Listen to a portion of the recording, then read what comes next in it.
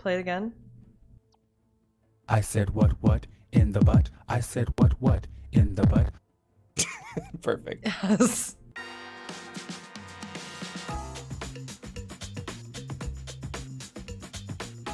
What's up, everyone? It is I, Slexia. When Slexia is not here, it's gonna be so much easier. She's the toxic one up crap. So. Whoa, I'm here again. Hello, hi. Sorry, I was on social media. Yeah, I'm Slexia. Yep. I also like to do yoga with the dolphins in the morning. Oh, we're looking at Akira. Akira, that's budget my ass. It is. Level 16 man. You can do the same thing. You can pull people in, but... Quick question was asked during one of the games. Something about you. Are you wearing a shirt? No. Me neither. Perfect. It's supposed to be Slexia, but I robbed it from her. She is our flex. Flex for Slex. Apocalypse coming out, though. Red team. Oh my god! Red team almost got him. Axon jumping over to get some kills. Oh, Ragnarok getting the concussion mine, knocking him out into the fray. Oh, the definition of unlucky. You can find me here, or nowhere else, and nowhere else. Also nowhere else. Thank you guys for tuning in. Weenus. What?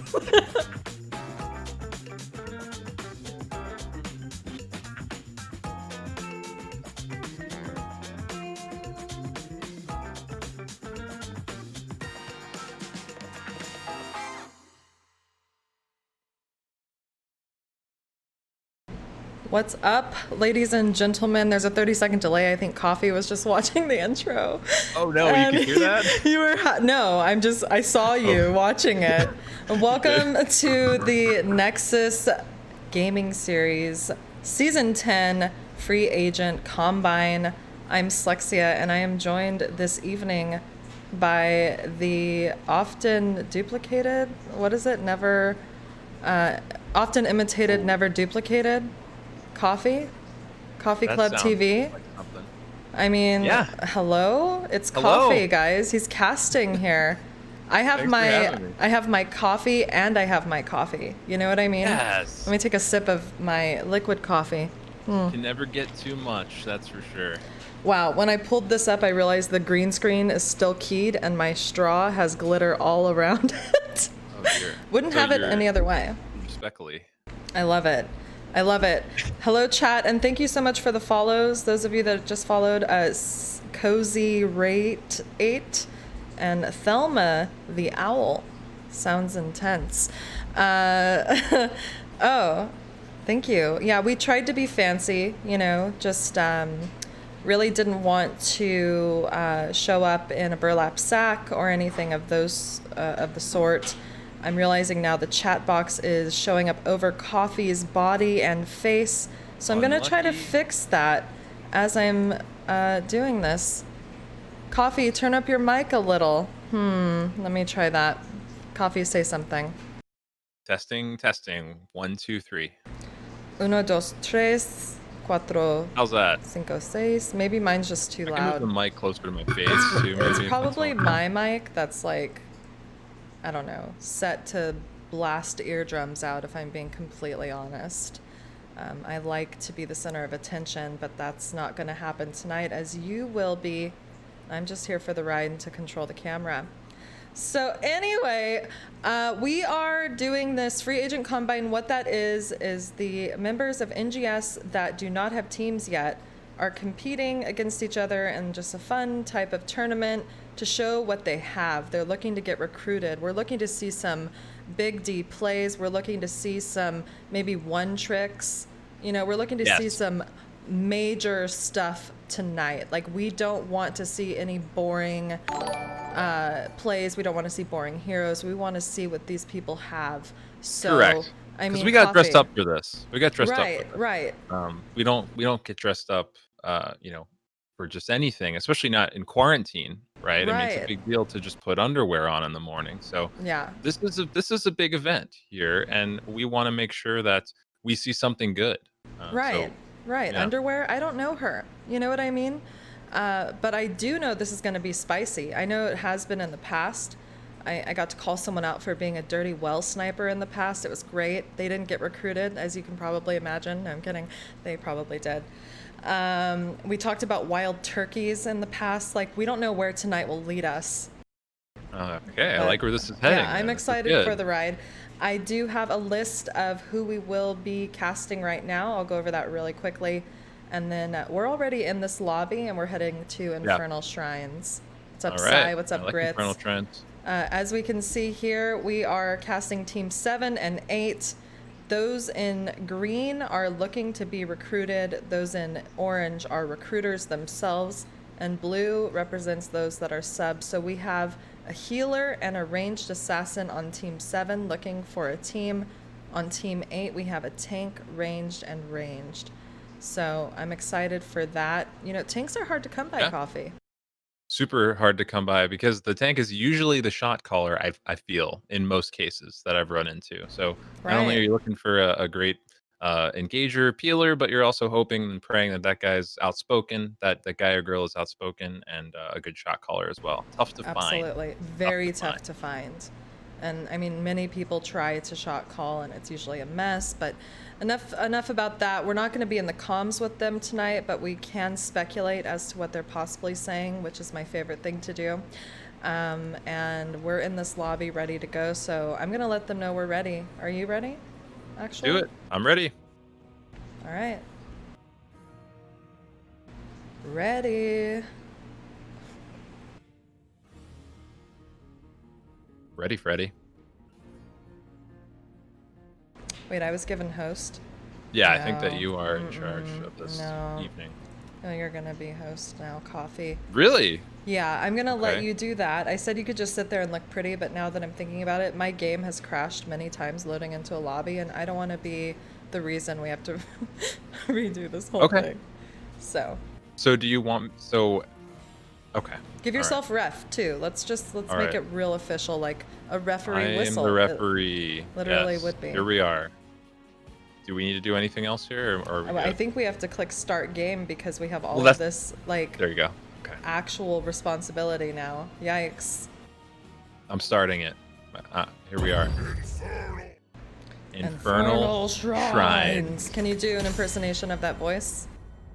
Infernal Shrines. Wait, it sounded just like it replayed. Now, can you Yeah, I do? actually Can did the you do the voiceover. actual?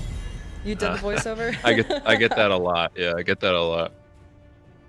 Well, speaking of Okay. Infernal Shrines, this is a 3-lane map, and it requires a lot of macro control because there are so many camps to get. Someone said something about the Superman curl coming in hot. Oh, yeah. I haven't had a haircut since quarantine, so I'm trying to figure out what to do with it, basically. Yeah. And that thing just sort of happens because you put your hair back. You put your hair back, and that piece isn't long enough, so it falls forward. Is what's going on Rough. there. So I haven't yeah. had an eyebrow wax since quarantine, and Ugh. I So I'm sure almost it's the same deal. considered gluing them down like a drag queen and just starting from scratch Do today. you get that one piece that just kind of comes forward as well with the eyebrows? With my eyebrows, absolutely, yeah. It starts to tickle my nose when it grows out too long, and it's like, okay, maybe I'll worst. trim it, but I'm no architect with eyebrows, so I have to leave that to the professionals. But whoa, a lot's happened. The bans have started, and May Yeah, has the been banned as well Red as team Deckard. is taking out May and Cassia.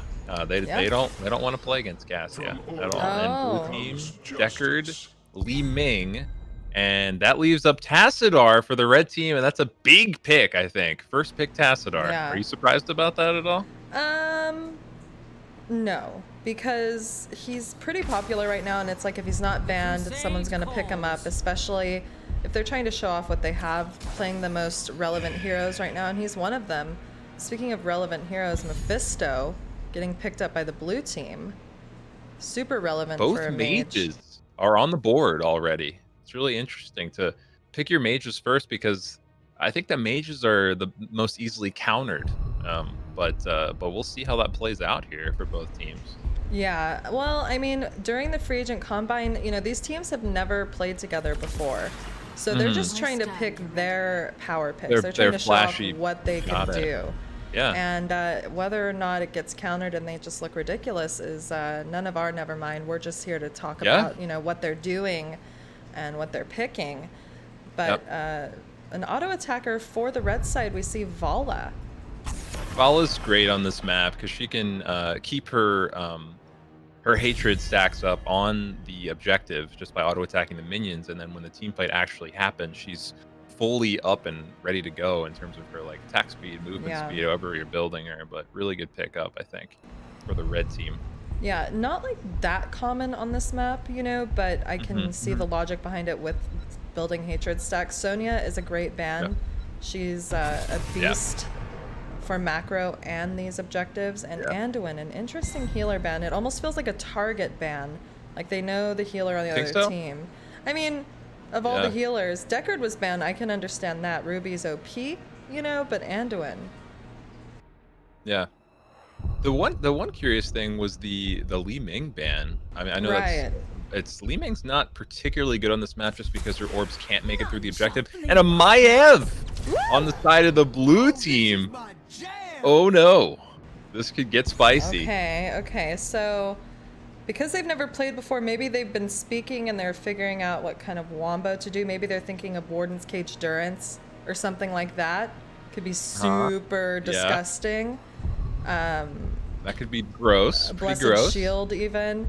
But also, like, Maiev is one of those heroes that if you're trying to show your stuff, I mean, you might want to play her.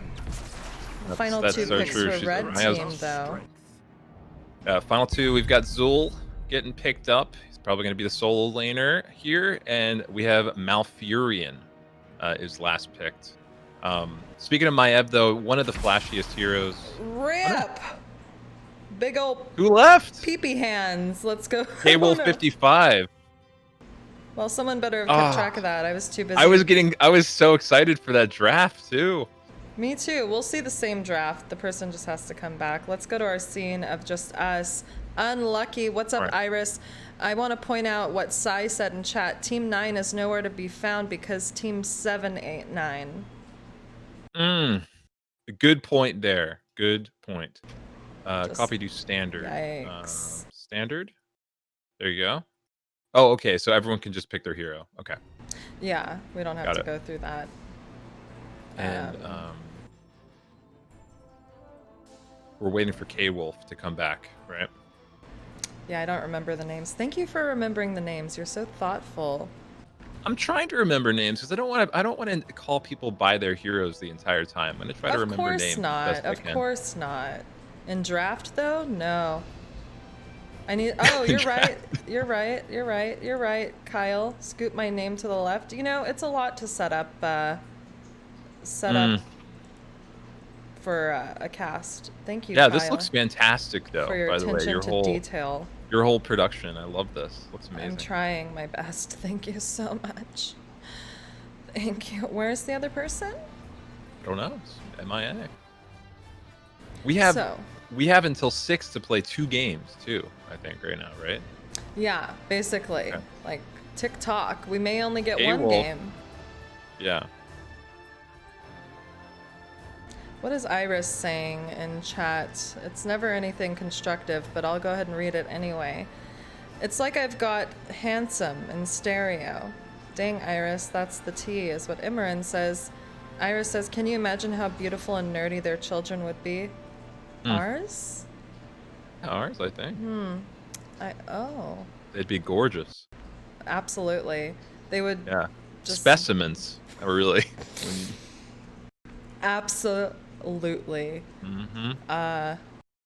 9 foot tall, 399 pounds of handsome. Okay, we can't cuss here, so that's always unlucky for me. Well, that's off the table. Okay. Yeah, it's really a struggle. We get one slip up, and I'll let you have that just because it's your first time. But have I done it yet? Have I used it up? Okay.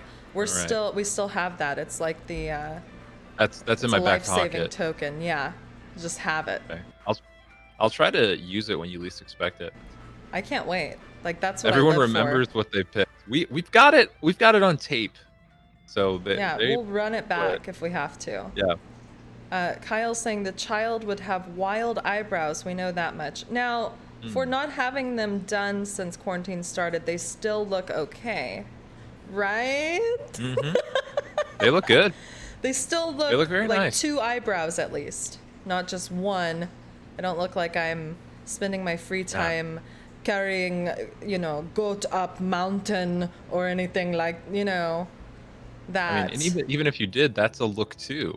Like we have those Yeah. people need to be represented. We need to champion those individuals as well. Absolutely. All looks matter here. That is true. We welcome those should play the who game. look like Miss Trenchbull and are able to carry Right. farm animals up the side of a hill. Absolutely. That is. Well, what a character. She's amazing. Yeah. Did you see that kid that dressed up as her for Halloween on social media? No, I'll need a link. My God, it was. I was Looks like so jealous. Dax is gifting subs out like a maniac right now. A Oh my maniac for the free agent you, Dax. combine. What? You received one. Mark Zombie did. Goodness. Oh. Ex Machina, Ultimate Hooks, and Kozer Radiate. Welcome. I knew I liked you, Dax. I knew I liked you. Wow, now you have your lotus flowers. Isn't that so zen? As well as Hell your yeah. other emotes, like emotes. The newest emote is an actual picture Right here. of me saying yikes. This one? Yeah, I like that one. That's good. Yikes. Yeah. Is anybody trying to get a sub? I mean, Like maybe a sandwich I haven't eaten today. But as far as the Isn't- game. isn't he? Okay, Cactus Ham. Okay. No. Was the person that left an individual that was a free agent, or was that someone that's already on a I don't team? know. Let me pull up the list. All right, Team 8.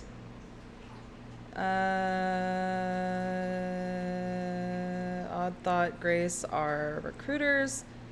Derek, Looks yeah, like Wedge is yeah. incoming. So we have a sub coming. Zoran is not available. That's a ranged assassin. Unluckerson. Unlucky Unluckerson. Yes. Looks like so. Okay, Jazzy, let me explain. She's adding me for my I'm always eating subs. I love sandwiches, okay? I love them. Like, not sponsored, I love Port of Subs, okay? My bad. Oh wow, what a sponsor to have though. Can you imagine? Right? That'd be great. I would just, Who do we contact I don't know. about that? Oh my god, Iris in chat just causing a ruckus, Oh my god. I don't know, Iris. but I wonder if they would send you just like unlimited subs, like a gift card, or if they would send you the actual meat slicer they have and like just huge blocks of meat to slice your own sandwiches at home. They just popped into like your Twitch chat, every once in a while and hit you with like a gift card or something like that. That would That'd be pretty nice. great. That would be Yeah, it'd nice. be pretty cool. Yeah, I like that idea. Give us Wedge. Yeah, we have Wedge incoming here. Our sub isn't a task player. Ooh. Sad face, not fair. Well, he could be something that's not so easily countered. You know what I mean? All right, let's. That should have been first man anyway. Is everyone ready? I mean, we just got someone, so let's say ready. Ready? Team 7's here.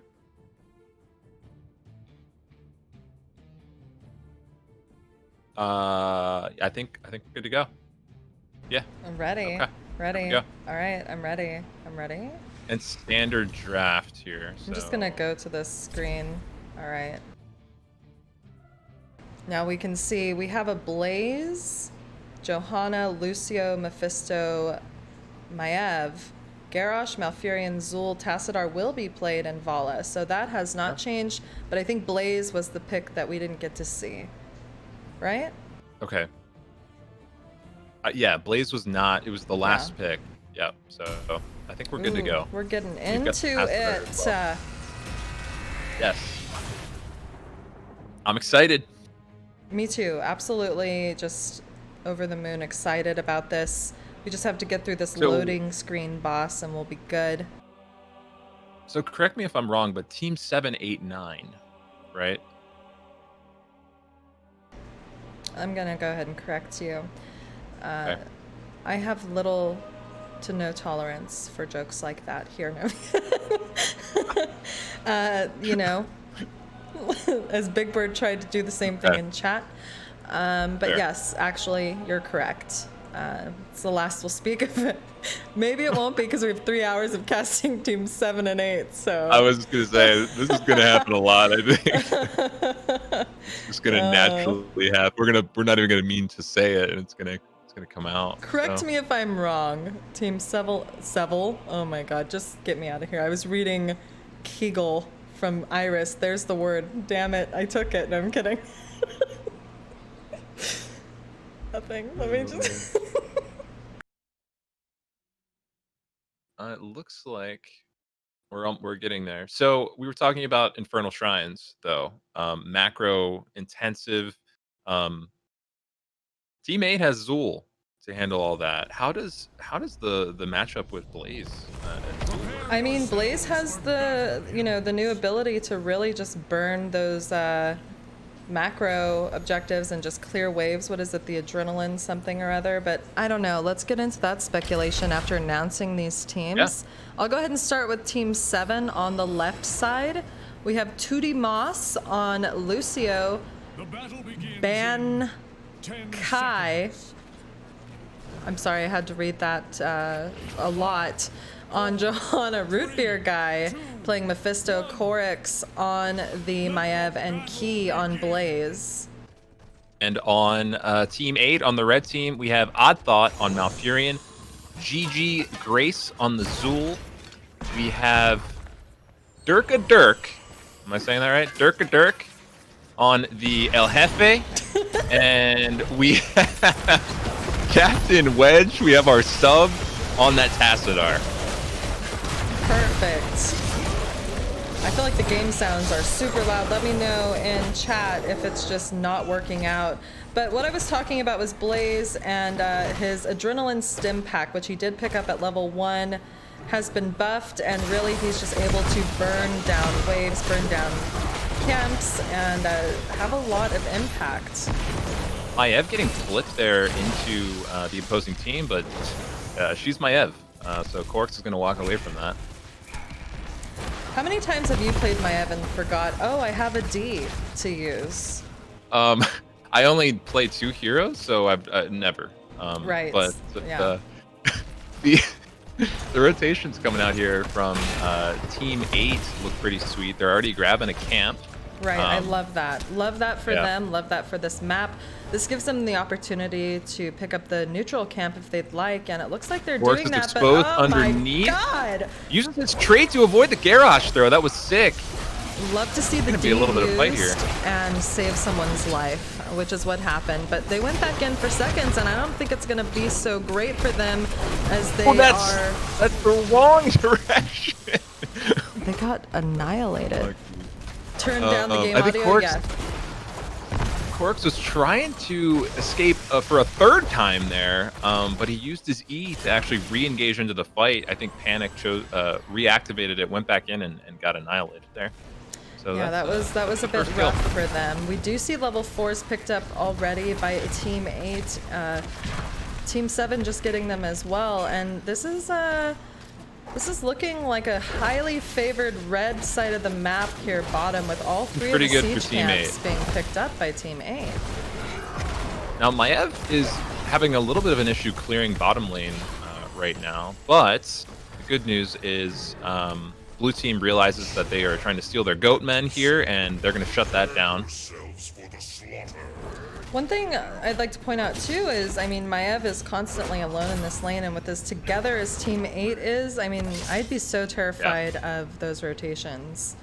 But speaking of Team 8 and their camaraderie, we see them together at this bruiser camp, picking that up before the objective as well, and they are already level 6. Surely they will get level 7 first, and that will give them a huge advantage on this shrine. Yeah. It definitely will. And for having a sub, I know Wedge just came in here at the last minute. They look very organized. Ooh, organized. Bala but getting Misery. pulled back in. Quarix with an insane play on that Maev, pulling Bala back in and assassinating her. And now Garrosh is left alone here. Blaze with a great stun. Garrosh really low. GG Grace is going to try to make it out. Garrosh flips Lucio in. Lucio makes it out with her life. Woo! Lucio using that D that he had as well. You'd love to see the D. Yes, traits are so important here. We have quite a few trait heroes in this game. Fight just continuing, but Vala's back now. Great pull by Maev. Grabbing GG Grace in, but it's not. There's not going to be enough damage to finish her. Everyone's so low right now. Blue team is just getting chunked. Red team too, though, and Yeah. I mean, blue has the advantage when it comes to these skeletal defenders. It's slowly turning to the favor of red team, who now also has level 7. And I just don't know. Great toss by Garrosh, throwing him out there. Tethers from Maev are just oppressive. Teammate is so low though right now. They only need 4 more, but they can't risk it, I don't think. Garrosh is going to go down first. Johanna with less than 400 health, walking Wow, and around that's the to first zone Punisher. that Zul, who does die, and blue team gets it. I honestly thought red team was going to have it, but both teams got level 7, and now we see team 7 is even ahead here. It's going to jump the Punisher there, taking a lot of damage. They got to watch out for that Mephisto going over there. He's able to just be spooky with his electrical hula hoop and just, you know, finish off kills when you least expect it, especially if you're chunked like the Vala is in that backline. But that Punisher is donezo, and blue team is outnumbered here. Garrosh gets a toss onto the Lucio, who's able to make it out. Root's not so successful there. But that was a pretty decent push. Both towers, the wall, and a little bit of the fort gone. It's going to be a 4v4 here on this camp right now. Garrosh is low. Tossing out the Johanna. Johanna doesn't get her trade off in time. She gets up going for a ride. Johanna's going to fall first. No! Garrosh going to go down next. What a slobber knocker over this camp right now. And Bala's not done. She's chasing. Love a slobber Wow. knocker, but that's You'll you know, love to see it. This is like deja vu. Red team getting the camp. Here they are taking the siege camp on the side of the blue team. Next will almost certainly be that neutral siege camp bottom lane. Unless they're looking for 10s and want to play it safe. I'm not really sure. Right. This is such a back and forth game. This is so fun to watch. I mean, blue team down going into that objective, coming out on top. Red team regaining the advantage on that camp, and now we're just about tied up in XP. I think teammate's gonna hit 10 just a little bit sooner. So this is awesome. This is a lot of cool. I like that this is back and forth. Yeah, you know, something I just realized is the oh, whoa, Nelly. Oh, There's a Lucio getting tossed in, just barely gonna make it out with the task wall. And Hootie is still gonna make it out, but Archon is popped. My Popping God. out there. I just realized the Regal Tiger mount is being used. I didn't know that was a reward until after the season was over. So I was like, Tiger wait, King what? of the Nexus. Hello? But let's take a look at these ultimates that were picked up. If you want to go ahead and go over the ones picked up for the red team, that'd be great. Hold on, though. It looks like there is a Wombo. Warden's Cage comes out. There is the Durance. Garrosh is falling incredibly Everyone's so low. Garrosh's gonna fall. Now Yeah. Furin also gonna fall. Healer and tank down. Misery Sin trying to make it out. So is Johanna, though, again, just edging at around 400 health. And that was Sin just barely made it out there. It was like a Venn diagram from hell with that Warden's Cage those. endurance. Yeah, absolutely insane. The shapes in this game will get you every time. But so on red team, Odd Thought, Malfurion picking up that Twilight Dream. It was used down there in that fight pretty effectively.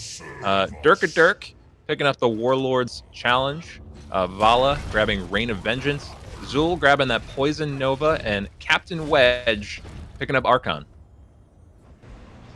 Nice. And on the blue side, Team 7, we have Blessed Shield, Bunker, Sound Barrier, Durance, and Warden's Cage. I'd love to see that combo executed in such a clean fashion next time. Like, it will just be devastating. Yep. But here we are. We already see Team 8 on the skeletal defenders. Team 7, though, doesn't want that to happen. They're both neck and neck in experience, and they're ready to fight. A lot of ultimates used down here. Garrosh tossing out Vala. Johanna's low, gonna pop the trait and get out. Vala putting out loads of damage. Massive Twilight Dream. 2D Most is just gonna barely get out here. Malfurion's also gonna fall, and that's a 1v3 trade on the My shrine, God. on the objective right now. There was so much going on. Like, the Durance of Hate was on point, but that Yeah. Rain of Vengeance used after that was just devastating. They're not... Wedge and Dirk are not done. Like, they're still going in. They don't care if they don't have 3 people, right? They're still... Okay, they're gonna back off finally here and They're give this one up. stunting. They're showing their stuff. You know, they really are just like, hey, this isn't for like actual rank points. We're not actually playing in the league right Yeah. now, you know, for our standing. So I'm gonna show you what I can do to poke at this objective, maybe. Like, he's coming in behind with a massive flank stun. Another devastating Durance, catching 4 members, Tassadar and Malfurion, fall. And I have never seen a Garrosh so terrified playing this game. Amazing Rain of Vengeance there to stop that that stun by Key. Key was coming in for another engage there and got stunned mid charge there. I think Vala would have died right there if Misery Sin hadn't hit that. Oof, crazy times indeed. The Punisher is nearly gone. Blue team this time deciding maybe to rotate on this Zul, and that's what they're doing. Tudimos behind him, using that boop, getting the skeletal prison on him, but continuing to throw those bubbles. He throws out his ultimate as he dies, and here's the Warden's Cage and a tether on to Garrosh, who falls. And if Johanna cannot get out, then she's possibly going to die, but Bunker has been dropped and this fort will go down. What this is going to do is allow Team 7 to possibly get those camps that they have not been able to capture a single time this game. And they're inching their way ever so closely to that level 16, and that's where things are going to get really spicy, I think. Yeah, they have quite the advantage now. The tide has turned in their favor, and we see Maev splitting off this time, heading up to top lane, with leaving Blaze in the 4-man. I gotta say that Team 7 was kind of falling behind in terms of their camp presence, and that is completely turned around. Yeah. They're painting the map blue right now, and there's not a Right. whole lot the Team 8 can do with them getting so close to 16. They're just gonna have to chill back and kind of clear these camps and soak for 16. Yeah, absolutely. I mean, blue team still has all of their structures. They have that level 16 talent advantage. It's the world is their oyster. The map is theirs for the taking. It looks like they have their sights set on this top fort. Just having Zul here to defend as the rest of the team actually just Tassadar and Malfurion look to rotate in, but Johanna is anchoring in that bush beneath them, steps up with the Blessed Shield. The Durance of Hate comes out as well, but Korix is unable to really step in and do much damage as she is heavily hurt, if that even makes any sense at all, and blue team is having to back up here. Only Team 7 Warden's Cage is available and it's being used! Oh! Garrosh gonna make it out by popping his Unstoppable. He turns back in and gets the kill on Johanna. And now, Team 8, down a talent tier, is pressing forward. Oh, good That rotation by was Durka. crazy. He gets tugged in. Oh my god, the root Great with the toss. toss follow-up is a dead Maev. There is a spray, not sure what that means. A little bit of a B button. Good old Team Freedom spray from 2018. You'll love to see it. What year is it? Hello? Someone's B button's broken as well. They need to fix that. And red team taking the bruiser camp. So they're back on the hunt here for this macro oppression, this I pressure.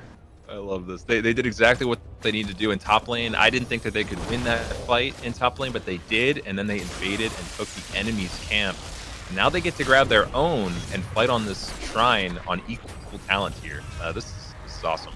Durka is surrounded right now, though. Yeah, ooh, Popping a Warlord's challenge. Gets a toss on Lucio, but he can't get the follow-up stun. He had 70 health coffee as he made it Wow. out. Duran's was used. He wasn't focused down completely, and he lives. He lives to see another day. His team isn't the one having to clear up these bruiser camps, though. Blue team awfully chunked on the point, trying to get as many skeletal defenders as they can. Is not looking like a good idea. Yeah, she is very low. Having to use her trait, Key getting a stun onto 4 members, but the Rain of Vengeance puts a stop to that. He's out of mana, and Tootie Moss is just low on health. There's the Warden's Cage with a tether that's unable to go off because Maev was popped. Maev is following up beautifully. Root Beer Guy is assassinating the entire team of Team 8 right now. Endurance comes out. Root Beer Guy! Hello? Look at him! Root Beer Guy, do you have a team? Is he one of the ones being recruited? Hello? And does someone need this ranged assassin? Hello? This is one of the moments where I like am genuinely curious about the comms here. Like, does Root Beer Guy go, okay, I'm just gonna kill their whole team right now, or something like that, and then that's the play? Like, what? That was insane. I mean, I would hope so. It's like, hold on, I'm gonna kill them all. I just need you to stun this person or something, just, you know? Just get the shrine and hold my beer while I just kill their entire team. I haven't seen a whiffed Durance of Hate at all this game. He is so precise with them, and they land and oftentimes catch multiple people. The only time that I've seen it catch just one was the Garrosh, who was lucky to make it out alive.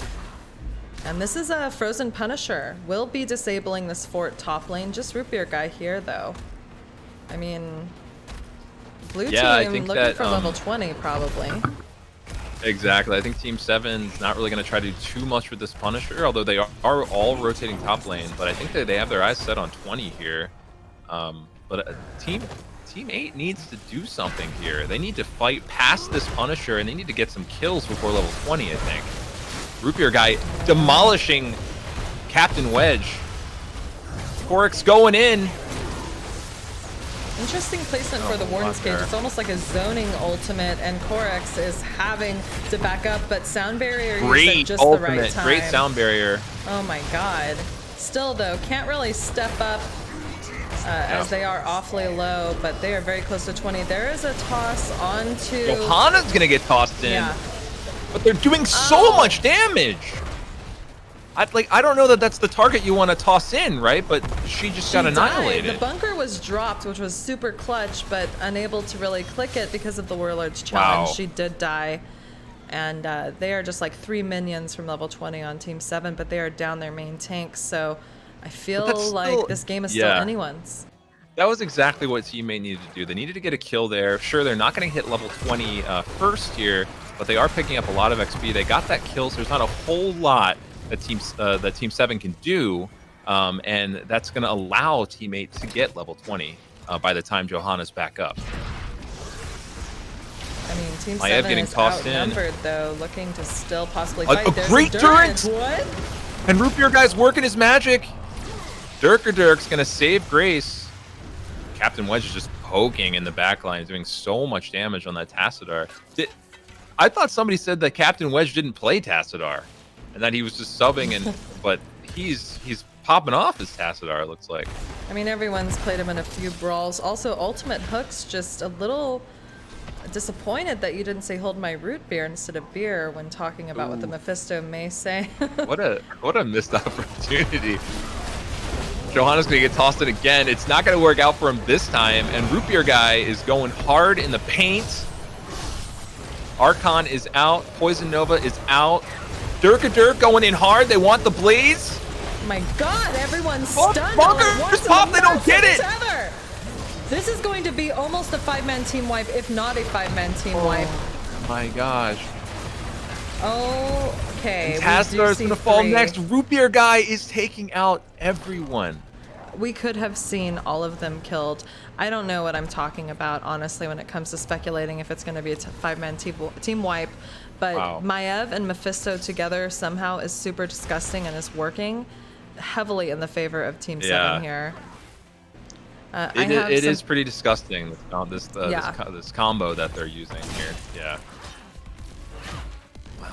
3 members of Team 7 looking to get this keep down. It is hanging on by a thread. And, I mean, they have a siege camp pushing mid. Only 2 members up from the red side, Team 8.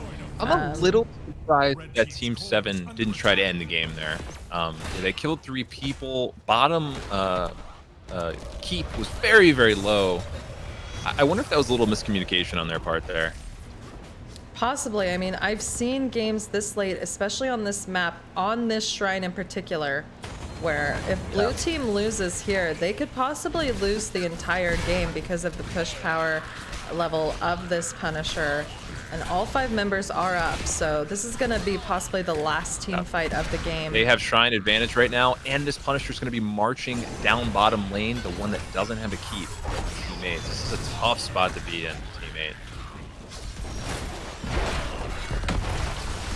Tossed by Dirk. The bunker's out though, and Root Beer guy is just popping off again. Oh my goodness. The Durance of Hate with the Condemn from Johanna and then the Warden's Cage as they're trying to escape is absolutely devastating. That's 4 out of 5 members from Team 8 murdered right in front of our very eyes. And Dirk is just trying not to be that 5th person to die, backing down here. Dirk is gonna back here. He's gonna harp, but I don't know that there's a whole lot he can do. Team 7 is marching down bottom lane with a Mortar Punisher, and the core is looking awfully juicy right now, Slex. It's looking juicy until it's not, when it goes down to 0%, because this is surely the core call. And it is juicy for them, yes, they want it. It's losing its shield, and Garrosh still fighting though. The Durance looked like it wanted to come out. It did not really land. popping up here though. Damn, he is looking for doing a team, all though. he can. Oh wow, and he is gonna fall finally there. But wow, what a game! That was absolute madness. I gotta shout out the Blaze player here personally. He the last several team fights he had game-changing bunkers. Just when I thought Tassadar, Captain Wedge was gonna kill their entire team, Blaze popped a bunker and turned everything. Really exceptional bunker play. I'm just realizing there's a logo next to Team 7 on my screen, and that's unlucky because I tried to do some janky stuff to make it look good. Is the logo bow? Oh, I see it. That means best of. Okay. And the logo is for Wood League. Oh, and that team is not playing here today. So the Wood League players just won. Yeah. So it's not an actual best of anything. It's a best of how many games we can fit into an hour. Yeah. And that was just one because of the technical difficulties. But I can disable the overlays. But I think that would look janky. So I'm just going to leave it and we'll act like we don't see that. But let's take a look at these stats. Let's take a look at who we have looking for a team and how they performed throughout the match. Let me pull up my spreadsheet. 1 second. Hold on. Let me get my spreadsheet out and check my statistics. Yeah, let me get that out. Give me a 1 moment. Okay. So in looking on Team 7 on the blue side, Root Beer Guy is in fact looking for a team, everyone. Bowser. My God.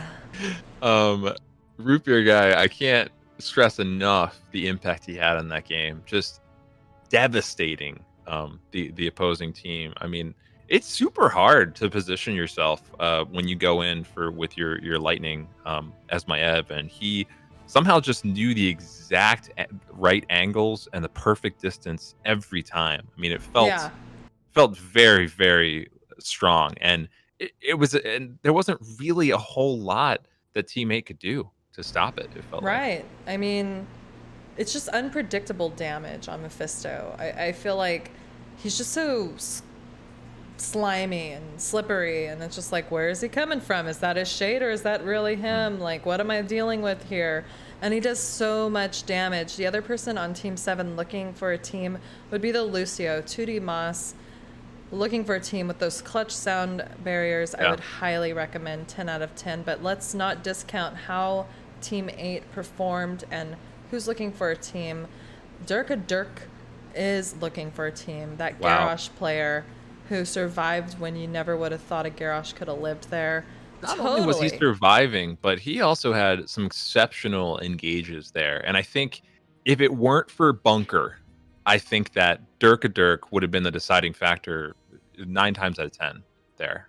He just Yeah. had these beautiful tosses and combos. I mean, it's not his fault that there was always a little house waiting for the people that got tossed to get out. But yeah, Right. really, really great engages and even peels. Towards the end, I think he saved Vala, a bunch of times. I mean, really, really great play by Dirk. Well, speaking of the Vala, she is also looking for a team. Misery Sen, ranged assassin player, looking for a team.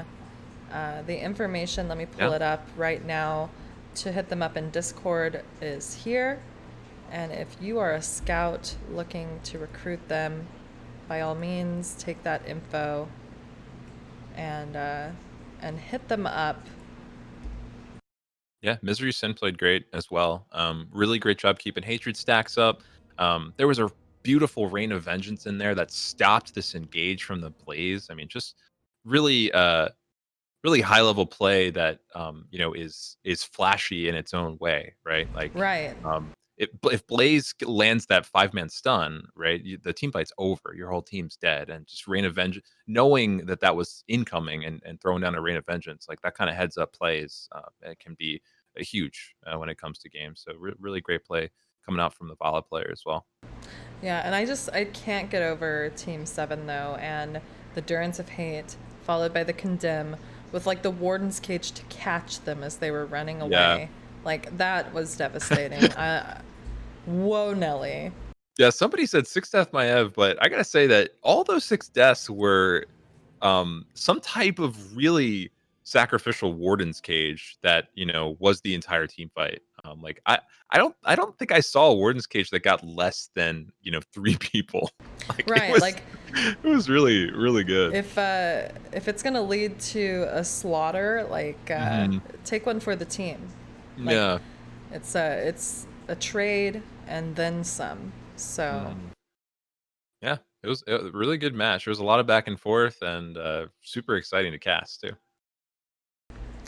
Well, we have another set coming up. We're going to get that set up. Let me update who we will be showing in this next game. Just going to Right. slide that up. Team 7 and 8 again, but with different players this time. On Okay. Team 7, on both teams actually, we have 4 people looking for teams. And we're going to see Misery Sin once more, this time on the blue side. Root Beer Okay. Guy again playing alongside Misery this time. I don't know who TTO is, and Zoran as well as a ranged DPS looking. But looks like Misery's going to be playing a solo laner this game. And then on Team 8, we're going to see Bbrack, Tetcher, Tiger who's scouting, Snowglare, and Gogsnam. Mhm. What a name. What a name. What a name. How do you pronounce that? Gogsnam, maybe? Gokshnam. Like, Gogsnam? you have to really hit it hard, I think, with like a guttural. Gogsnam. There it is. I think that's it. Yeah, I think so. Can you let me know, like, I don't know, maybe if it came from a deeper guttural place, I think maybe you could show us how that's done. Like pull from. Gogsnam. Oh my god, that's terrifying. There. Yeah. Nice Yeah, though, right? wow, absolutely. Whoa, Nelly, I don't even know. I'm gonna type in NGS chat and say like, hi. Yeah, where people are you coming at 6? Yeah, let's see. So curious that he's going to be playing the solo laner this game. So he just flexes from ranged assassin to solo laner. Right. It's in, huh? I mean, a true flex player can flex, and Yeah. I mean, the Vala with those clutch Rain of Vengeances was great, but can we see a solo laner that knows how to keep up an experience and rotate in at the right time? I don't know. We'll find out. Eventually. the solo lane is just a really tough role. I mean, there's so much you've got to manage with the lanes. You've got to know when to engage. I mean, I feel like the person that talks the second most behind the shot caller is usually that solo laner. So they've also got to not be afraid to speak up. But tough role to fill for sure. Yeah, you definitely want to be able to communicate when someone has gone missing, or at least be told if someone's gone missing, you know. And if they're not speaking about what's happening in the game, maybe they're screaming because the other teammates didn't let them know they were going to get ganked, because it happens. Yeah. A And true then you flex just, player you can spam flex. ping them, right? I think that's what you're supposed to do. You ping Spam ping them. danger. Absolutely. Kelsey, you're quoting me. A true flex player can flex. Yes, absolutely. That is a quote from me. And if you'll notice, my channel points are flexes. Flex for Slex. Anyway, maybe we'll just create a lobby. Like, what map do you want to see someone play? Don't say Haunted Oh. Mines, because it's not an option. But I wanna feel see like I Haunted might just create a Mines. lobby. I like games on Towers of Doom. I think they like Alright. really allow players to kind of there's such a back and forth on Towers of Doom. Like there's never too late to come back. And then aside from that, like I think 2-lane maps are really brawly, right? Just by nature. So some of the one tricks that people play might come out a little bit more. I don't know. What do you think? Yeah. I didn't hear you, but yeah. Okay. I was creating Yeah. a lobby. Uh-huh. Agreed. Uh-huh. Agreed. I mean, a true flex player can flex. So. That's what they say. Somebody wise once said that. Yeah. It was me. I am wise. Thank you. I appreciate it. Mm-hmm. Why isn't lobby link working? Hello?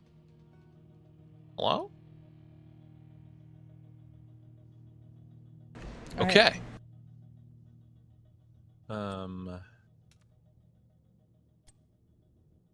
Here we are, you and me. Yeah, I'm just Lobby. hoping that Team 7 and 8, the new Team 7 and 8, Mm-hmm. sees this and come on in.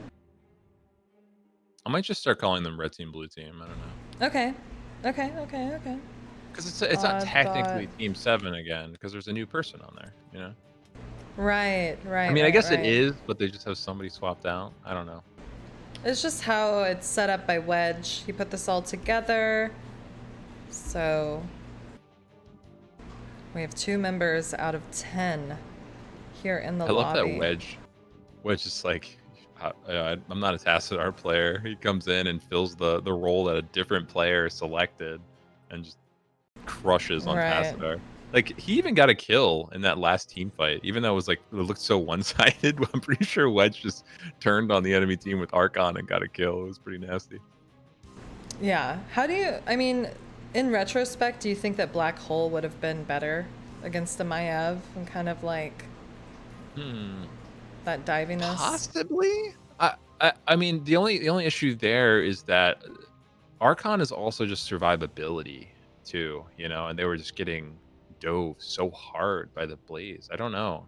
It's hard to say. I mean, I like Black Hole. I think it has massive playmaking potential, but Tassadar is just so squishy, man. Like feels bad if like somebody gets on your Tassadar and just he gets eaten alive. Right. Eaten from the back, is that what you said? Sure. Yeah. With a spoon. No one likes that. Yeah. With a fucking spoon. Yeah, no. Alright, maybe I'll just like scroll through and try to invite people. Our root beer guy's back here. Yeah, Root Beer Guy is in here. Not only is he amazing at Mephisto, but he is punctual. He is here I in like it. this lobby. Couple games Couple are games still are going on. he says. But we're just playing Oh. games with a lot of the same people, right? From last. A few of them, yeah. We have some new Okay. people though. So it's a new set of people. But yeah. Brusen's back. Tudimos. I don't know who that is. Let me scroll. Tudimos is the Lucio player from last game. Okay. And that was Geeks or he's not in this second set. Oh, he's on. Okay. No, that's why I'm like, hello? Hello. Hello? You know what Odd Thought is on the left?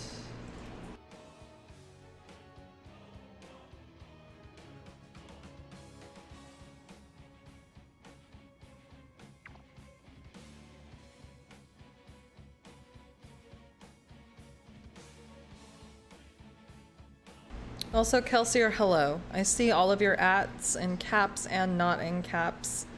How are you? Kelsier is a Storm Division player, former Heroic Division Grand Champion, and a memer, if you will. Here in chat, he is an aspiring caster, and good for him. Welcome. You and me both, man. Oh, okay. So 2D is replacing the person that left last game. So like the person that Wedge replaced, he's just gonna take that spot, I suppose. This is so high velocity right now that I don't even. It's high octane. Okay, that was Zoran. Okay, so yep. All right, perfect. So they will be playing ranged. Okay. We are waiting. So we're here. We're here to talk about whatever as we wait. Coffee, how have you been? Okay. What are you doing in your quarantine time, your free time, your bored time? Like, what are you doing? Good. I'm riding the Peloton bike a lot, trying to get back in shape a little bit. I really like towards the beginning of quarantine, I started to like gain a lot of weight and just I mean more than that, just I wasn't feeling confident and I just was out of shape. So been riding the Peloton bike a lot lately and trying to reverse what I did to myself Okay. during that time. Yeah. How about you? What are you up to? Oof. Whole lot of nothing. I adopted 2 cats. I'm sure you guys have seen on multiple That's streams. not nothing. They That's usually just big. climb up, my arms and chest throughout any sort of live broadcast.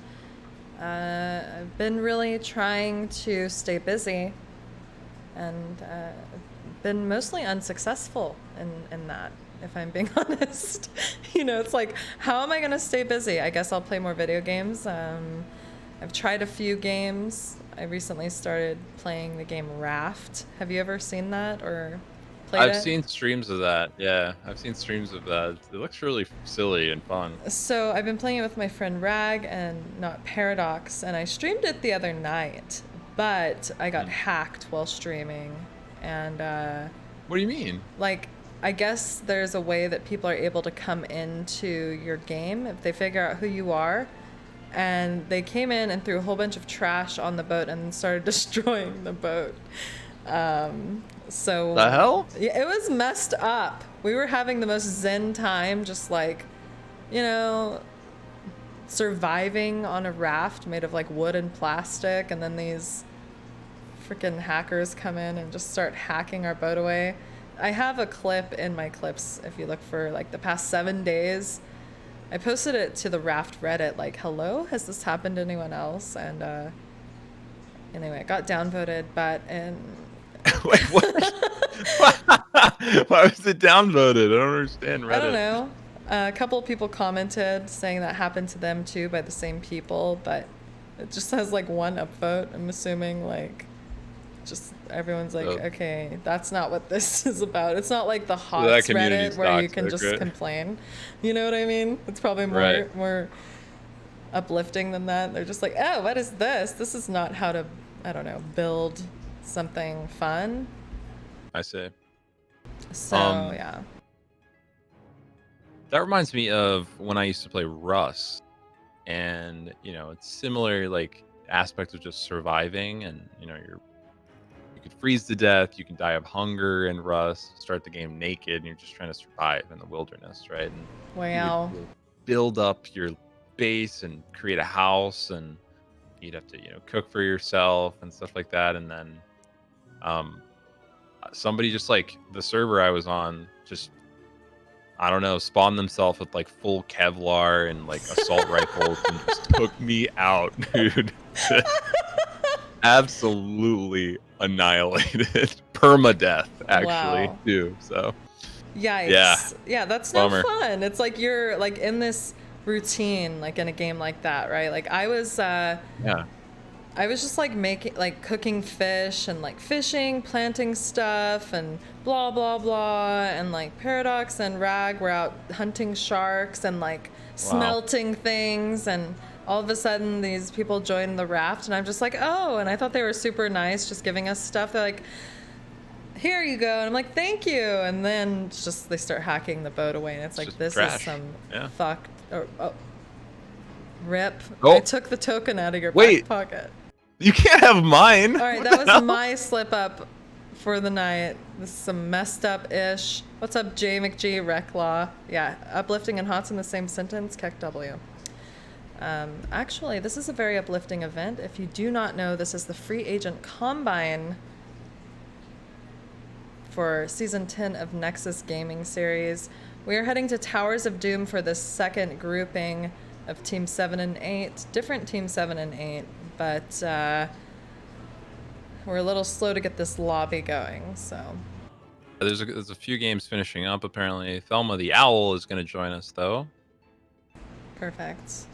But as soon as those games get wrapped up and we get those players in here, we'll get started with our next cast and our next game. And I'm excited because that first game was pretty close. Pretty exciting. I'm excited to see people switch up their roles. Let's take a look at who we will be seeing playing this next set. We'll see 2 tanks looking for teams, 1 healer, 1 solo, and 4 ranged assassins looking for a team. For those of you that don't know, Tetcher will be here playing, and he actually has some history with Heroes of the Storm. Yeah, Tetcher's a tremendous caster and analyst for HGC. Really loved watching him whenever he was on broadcast, and skilled player, super knowledgeable about the game. I'm excited to cast for Tetcher's game in the next one. That'll be fun. I've played with Tetcher a few times, and it never fails when we're in comms that I just start talking with a British accent as well. You have to join in because that's what you do. I am one of those Americans that can't just let it be. And he's probably just shaking his head. Yeah, there was one time we were playing, and he was at Jinxie's house and wrote a note to her and said, "Do not open," knowing that we were going to play together. We got in the group, and he said, "All right, open that note." And it said, Slexia is going to speak with a British accent. And I had already begun. Like, he was predicting the future. Oh my coffee. God. Yeah. And I was just like, hello, ta-ta, pip-pip, cheerio, hello, tickety-boo, sir. You know, just really just cannot contain myself. That's right, the chicka-chick. What was that? Tickety-boo. All right. He probably has a note sealed for like weeks. He's pulling it out now, waiting to play. And it's like Slexia he already knows what's about will to happen. be speaking with a British accent. I've never played with Tetcher, but I have played against Tetcher in some classic Storm League. Yikes. And that's always fun. Yeah, I think it was Tetcher and Jinxie. Both times the time I've like played against them in Storm League, and they were good games. It's fun to play against those two. I was doing custom games with them. It was with Ghillie Sharks, and Bahamut would give them challenges like, okay, you guys play XYZ and then I'll cast it, you know, in my downtime or whatever. And we were playing on Haunted Mines, and he was, I believe, Rhaegar, and I was Karazim. I forgot what specifically it was, but he had some clutch plays, and we're gonna see him on support tonight, so I'm excited to see those again. I was Karazim, and I was like, thank you for the heal, you know. I think it's right when Deathwing came out. Double support. Yeah, because there was I forgot the weird thing it was. You were trying to seven-sided strike Deathwing, basically. or something. Maybe, but like, basically Bahamut would give these weird comp ideas like, okay, I want to see you guys play a best of 3 with a team comp that gives Twin Blades variant as much attack speed as possible. Or something like that. So there'd be like Ethereal and like I played Oriole with like the level 16 where it increases attack speed and like anything that would boost that. Or it would be like, okay, I want to see a team comp that's dragons only. So it'd be like, okay, well obviously there's Alexstrasza and Deathwing, and then like Arthas has Syndragosa, so and like Brightwing and things like that. So it was just like fun little games, but sometimes it would get into like a lobby with 10 people and it would be super fun. But speaking of lobbies, still no progress on the one that we have going here for our next set. I'm gonna go ahead and link this. Lobby link it? Yeah. That does sound fun. I miss doing stuff like that. I used to do that back in the day. What did I say before? It was somebody dropped the Team Freedom 2018 spray. It was probably before that though. Probably closer to like 2016, 2017. Yeah, it's fun to do custom Tetra. games and cool. So Tetra, is playing on an NA server. Does he always play on NA? No, he doesn't always play on NA, but for NGS, he's gotta, you know? Yeah. Yeah. It is North America. Oh, okay, we're getting people. People! Boom! Just like that, we've got the entire... People! So who's Red B team. Brack? Who's Gogsnum? Gog. Alright, so if I could just figure out... We got one more person we need. Yes, but if we could figure out the Team 7, because there's already 4 of the 5, then Team 8 will figure itself out, you know what I mean? Sure. So Like we have Odd Thought, Misery Sin, Root Beer Guy, and 2D Moss, who's covering for TTO. So who's Zoran? No, 2D Moss is covering for Zoran. Yikes. Okay. Okay, Thelma, thank you. Thelma the Owl. Perfect. Okay. So, one more individual for Team 8. Yeah. Looks like we are waiting for... I don't know. Discord names being different than their names in game is just Discord names. too high velocity. I wish people would just choose the same name for everything, right? Branding. Yeah. Like, you recognize a Coke bottle when you see it because it's the same wherever you see it. Well, I mean, maybe it's different in different parts Unless of the it's world. a Pepsi bottle. Right, because that's not Coke. Ooh, just waiting on that 10th person.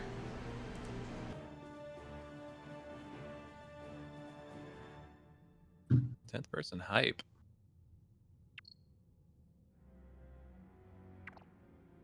Ooh. I'm excited for Towers of Doom though. One of my favorite maps. Yuna, thanks for the host and welcome. Hello. Make sure it's unique when you Google Lake Coffee. Keck W. Yeah, so that's exactly right, Kyle. Because when you Google coffee, my face will appear. Yeah, when you Google Slexia, the Urban Dictionary definition of sexlexia pops up. So that's cool. It looks like we are here. Ready to go, I think. I'm gonna give you host again just in case. Okay. Let's give ourselves ref just in case. And we will get into it. Okay. Ready. I think we're all ready. What did you have for dinner, Yuna? Oh no, we Oh. have to change. My bad. All right, let's just give first pick to whoever. Coin toss? Yeah, good idea. Good idea. Coin toss. All right.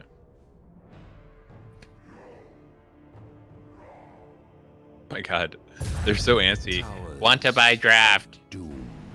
Like, we haven't been waiting for 30 minutes.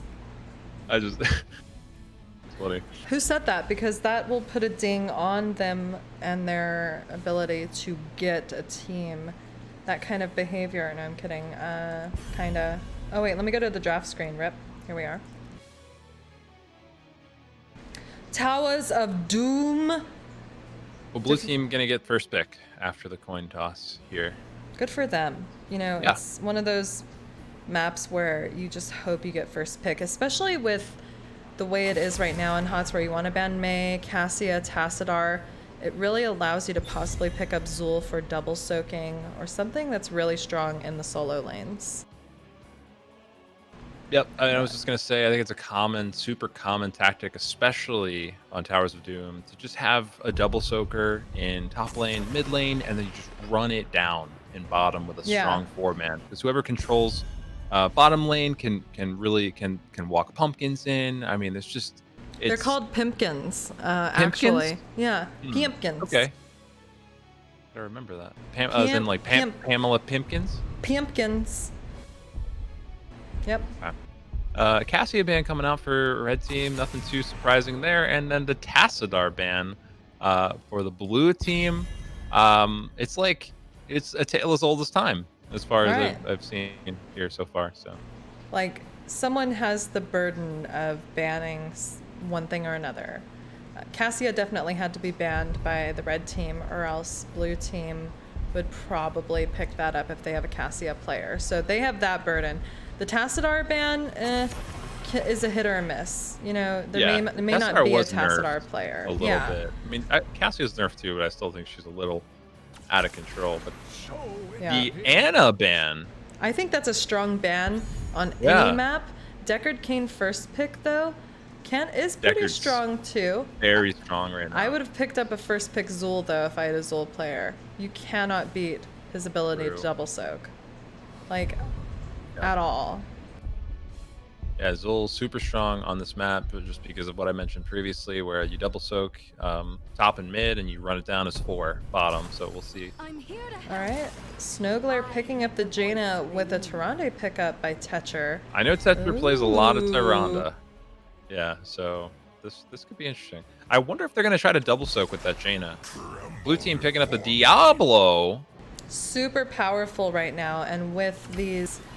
Oh, no, he Root got beer the guy. Mephisto again. Oh, boy. Wowie. This root beer guy, he basically just goes, team, hold my root beer. Right. And then he dives in and kills the entire enemy team. This guy's... Oh, stay a while and listen. And then this endurance of hate that just wipes everyone, including his own team. Anyway, a Leoric ban. I'm curious if we're going to see a Zul is Deathwing. still on the table here, though. Yeah, but like with Leoric gone, is that like a Deathwing pickup possibly for Team 8, the red side? You think they would double soak with Deathwing? I don't think they would double soak, but I think that Deathwing is pretty powerful on this map. No, they There's get the the Zul. Zul. They get the Zul. It's like free Zul for everyone. Just kidding. Only red team gets it. It's crazy. After all of those bans and hero choices, Zul was still going over to the team that didn't have first pick. This is a really fun map for Stitches, actually. Pretty good. There's a lot of unique opportunities where he can hook through walls here. And Stitches is strong right now, in my opinion. He's never been beefier. He clears waves super fast. His hook range, or his length got increased, excuse me. Well, I mean, just think about it like in a blow-up comp sense. You get a hook, a lunar flare from Tetris Stun, Tyrande, and then Or just rooted by the Zul. and then the Yeah. Jaina just drops all the snow and you die. Wizard, yep. You know, that's Yeah. completely an option. So our final assassin pickup for Team 8 on the red side will be who? I'm guessing like a Greymane would be good, possibly a Rainer. Something that is a little Some kind of auto attack. Yeah, right. would be good here. Something to get camps maybe for them. Get the pumpkins while they're running it down. Pumpkins. I mean, Lunara, there you go. It's my girl Lunara. Okay, perfect.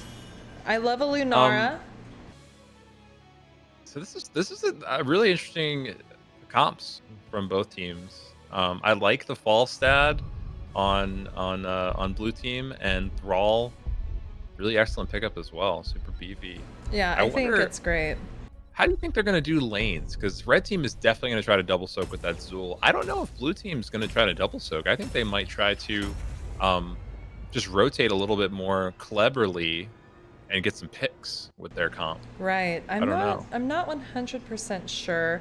They may just have Thrall or Falstad even in top lane, and then rotate bot to mid. Yeah. I don't know. Falstad is one of those picks for me where I know a lot of people play him and he's okay. I don't know. I just don't know if I'm sold on him. Good here for the gust, I think. I mean, you know, whether it be gusting into, you know, your base or what have you. But I have seen him a lot on Towers of Doom because gust is can be pretty money. All right, well, speaking of money, and actually, yeah, speaking of money, on the blue side, playing for Team 7, we have Odd Thought on that Thralla Bill mount, playing Deckard Cain. 2D Moss on the Falstad, Root Beer Guy, the Mephisto god himself, playing Mephisto, Thelma the Owl on Diablo, and Misery Sen playing Thrall. Question mark? And I can't tell. It just looks like a whole bunch of rocks on a gazelle. I can't.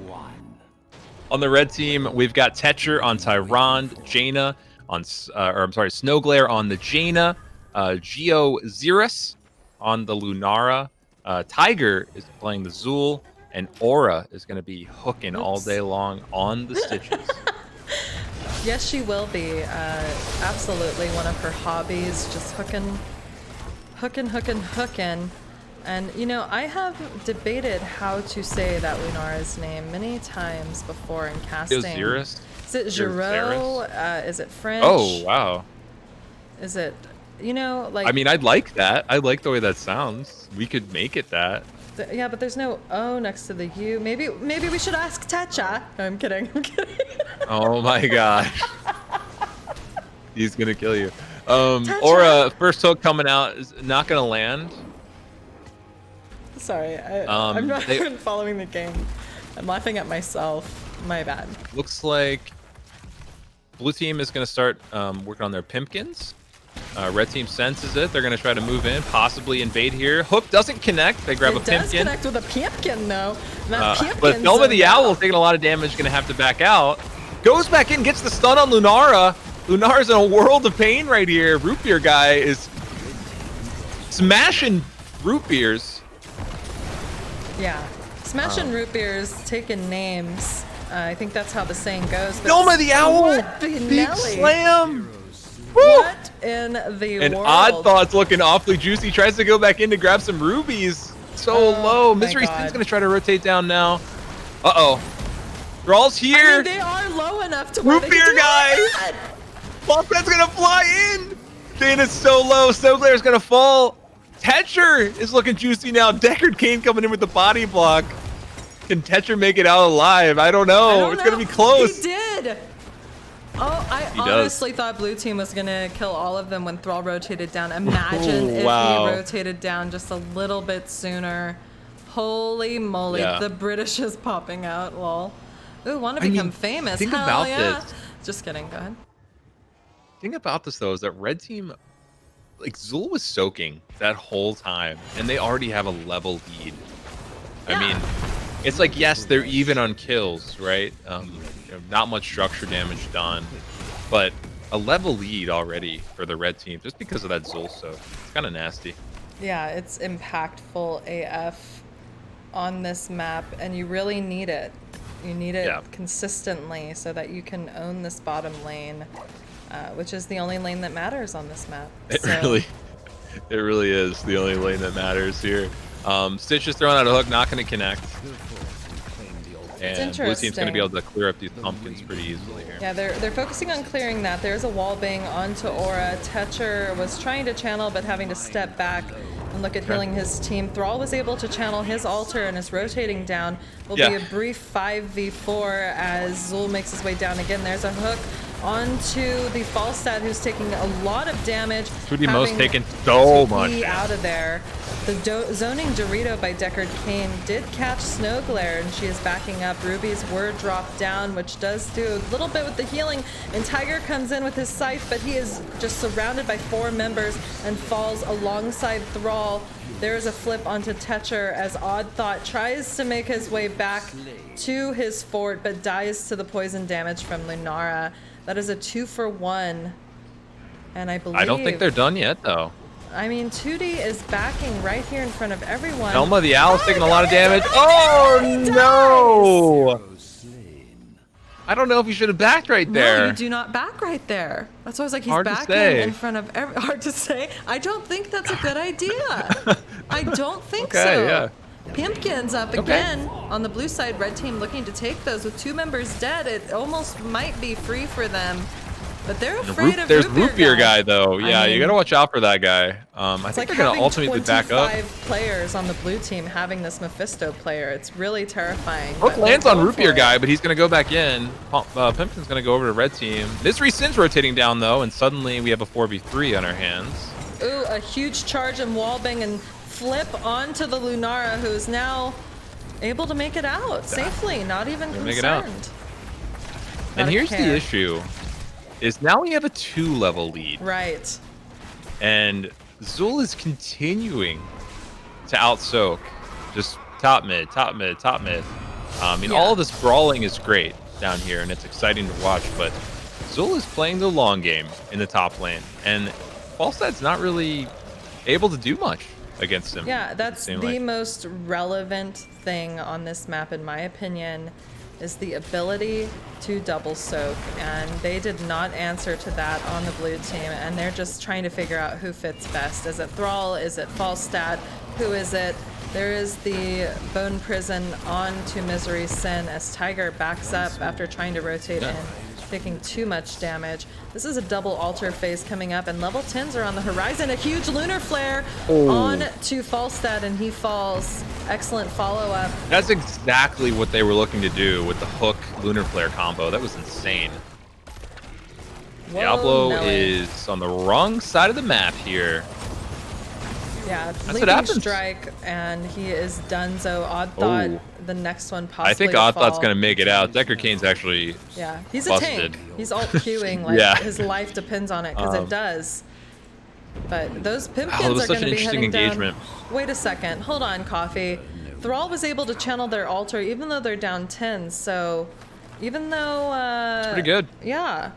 Looks like Red Yeah. Team's only going to be able to get theirs, but I mean, Team 7 really needs to work on getting level 10. Yeah, it was an interesting engagement there. They tried to make something happen before Red Team got their level 10s, but ultimately there wasn't a whole lot to fight over. So they were overextended when they tried to start that team fight, and were really low and kind of dead by the time the altars actually spawned. Kind of awkward for them, but Yeah. now they need to kind of just chill back and soak for 10, I think. This water elemental is not only tanking the fort, but attacking the Diablo non-stop. Blue team is doing their best to defend down level 10s, but Red team, it's safe to Hook say, lands on will Thelma. be getting this. Thelma is the target, gonna fall, and they're also gonna get that bottom bell tower.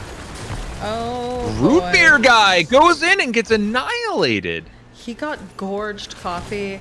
They know Oh, wow. who is. So he got gorged after he blinked in with his E, right? I think what happened? so. I'm not sure. I think he got gorged before he did that even, and just was murdered. Oh, really? Wow. Yeah, in cold blood, right in front of our very eyes. Red team Right in front of his really, friends. yeah. Red team at level 13 already now. This is a 3-level lead for Team we- 8. We finally do have the level 10 abilities picked up for the blue team as well. So we've got Stay Well and Listen on Deckard Kane, Durance of Hate on Mephisto, Earthquake is going to get picked up by Thrall. There's that Mighty Gust on the Falstad, and APOC on Diablo. If we see a Falstad fly in a gust into the base of the blue team, Yeah. it's gonna be disgusting. The Durance lands, and it's pretty good, but the damage is already done with that hook Lunar Flare combo. And they're just Yeah. walking these pumpkins in. Walking The these hook! pumpkins in. Almost connects again. Aura's going fishing right now. Aura, oh my god. Wow. This is almost unfair. Aura saying, "Oh, don't even look at my." She said, "Don't talk so highly of my stitches, lol." All humble, coming in here 6-capping with a 4-level lead on Towers of Doom. Come on, Aura. 3-level lead. The Gorge has really worked out for them. I think Leaping Strikes has been super effective. Water Elemental is showing promise. Starfall on Tetcher. And we haven't seen much yet, but Tiger Durance, chose though. Poison Nova. Oh my god, Leaping Strike saved the Lunara, but Tetcher Tetcher won't be so lucky. is gonna fall. These wellies are That on was point nice. though by Snowglare. Is that why the name And is that was down Snowglare? 4 levels, by the way. Absolutely insane. Yeah, that's what we need to get Blue Team back in this game. They also need to get their structures back. And That it looks is like true. Falstad Deckard are working on that bottom lane. Thrall Okay. doing his best to just keep Zul from taking it top lane. Bone Prison used on him just while he ushers these skeletons in with the wave itself. This is a 1 altar phase, and it is in bottom lane, so blue team getting that back is super important here. But I mean, they don't even have 13. They almost do, and they're gonna have like little to no time at all to fight on the same talent tier before Team 8 picks up 16. I don't know. In a perfect world, I could see Blue Team snatching 13. They have it now. Red Team is not quite 16. But can they make something happen right now? They've got to do it here. There's the combo, the hook, the Lunar Flare, And Dome the Owl. Blizzard follow up with that poison damage from Lunara, though. That Diablo is absolutely And nobody out of died. this. No. Oh, the hook again, it misses. The Aura. hook doesn't connect. Nobody's dead. Nobody died. That's crazy. Still uneven talent tiers here. I'm waiting to see if they're gonna go for another hook. There it is. It lands. The Lunar Flare's out. Lunar Flare misses, but the Zul root lands. Huge APOC right before the Gorge encounter. Thelma the Owl popping out. Tiger's on the wrong side of the map here. Huge stay a while. The entire red enemy team. Big charge coming out from Diablo, but the Leaping Strike to get out, and Aura's not done with her hooks. Deckard Cain's God. throwing shapes out. Lennar gonna walk away with just a hair of hell. Tetcher is gonna fall next. And it's This a is 3v0. I mean, Diablo died in the beginning of that, but absolutely insane team fight right there. 3 Coming out from the blue members team. of the red team down, and they are down a whole talent tier on the blue side. This is crazy. Not only is this the ultimate comeback map, but we're seeing that these team fights are scaling, Coffee. Yeah. They just got 2 levels in the span of like 30 seconds from that one team fight. I mean, that was nuts. I'm pretty sure that fight started with them 13 to 16, and by the end of it, they're only down 1 level. So this is looking a lot better for blue team. Yeah. They're still gonna need to get 16 here, though. Well, this is a triple altar phase. Aura caught out in the middle against 4 members of the blue team. A zoning Dorito locks her in place, and she is down She's with gonna only fall. 5 seconds before this triple altar phase. Pumpkin's picked up top lane by Falstad, and they'll be sending themselves into that top fort, and Tiger finds himself in the middle of 4 members of the blue team too. How many times are we gonna see people picked? We see Thrall traded there, but ooh, unlucky. Here, stay a Huge while. stay a while coming out. Just hit Snow Glare. Jaina's actually doing insane damage to Root Beer guy. Yeah. I think they're gonna just try to get this shrine, this cap though. It's like Zaina. Tetcher's- Jaina threw down like a zoning blizzard. Like, you can't step up if this blizzard's Yeah. here. It's gonna drop snow for a while, so back up. So we see Diablo's Lunara gonna have to capping yield bot. this bottom. Yeah. Lunar's gonna cap that bottom. So the big fight moves to top lane here, and I think both teams are gonna converge on that point. Oh no, they grabbed it. Okay. Wow. Alright, well, with only Thrall down and Zul just respawning, we're gonna have to see some major defense from blue side because, even though they did have some amazing team fights and get some picks, they are still at only 7 core health. And if they want to make this comeback, they need to They're definitely focus. invading here. Thelma the Owl has vision here. Okay, they see him. Jaina popped Water Elemental. They have vision of him now. Thelma is going down. The Gust just a hair too late. But Root Beer Guy's going in. Has a Blizzard dropped on where he originated his port, though. And he's also going to fall. My God. Curious, how many souls are we looking at? Diablo, yeah, just really squishy right now. If you farm a Diablo, they're not letting him get the souls just, back. it's never gonna be okay. It's like blue team doesn't even have a tank. But also, why play so aggressively? And the Lunar Flare lands, but then the Gorge comes out, and Thrall's in a world of trouble right now. Gonna pop Earthquake out of desperation. Snow Glare's like low. Will fall. Is she going to? No! No! Aura saved Snow Glare with another hook on the Thrall, and Lunara, meanwhile, is just owning Odd Thought in the back. Decker dies 2 to poison. I would be mouth breathing, sweaty, nerd raging so hard right now if I were Thrall. Not even kidding. Whoa. Absolutely insane engagement. I don't know what to say about Aura right now. I'm kind of just... I'm blown away. Big combo with the APOC coming out from Diablo. Jaina's in a world of hurt. Root Beer Guy's trying to follow up, but he's also low. Jaina's going to fall. There's the Durance out on Tetcher. But down goes Root Beer Guy. And meanwhile, Thelma the Owl just flipping and tossing and charging. I mean, Aura Staying was alive. able to channel that altar bottom lane, but they don't want this tussle to end. That is already GG because it was a 6 cap. It was hard to keep up with everything happening. Yeah. But holy moly. Really exciting game.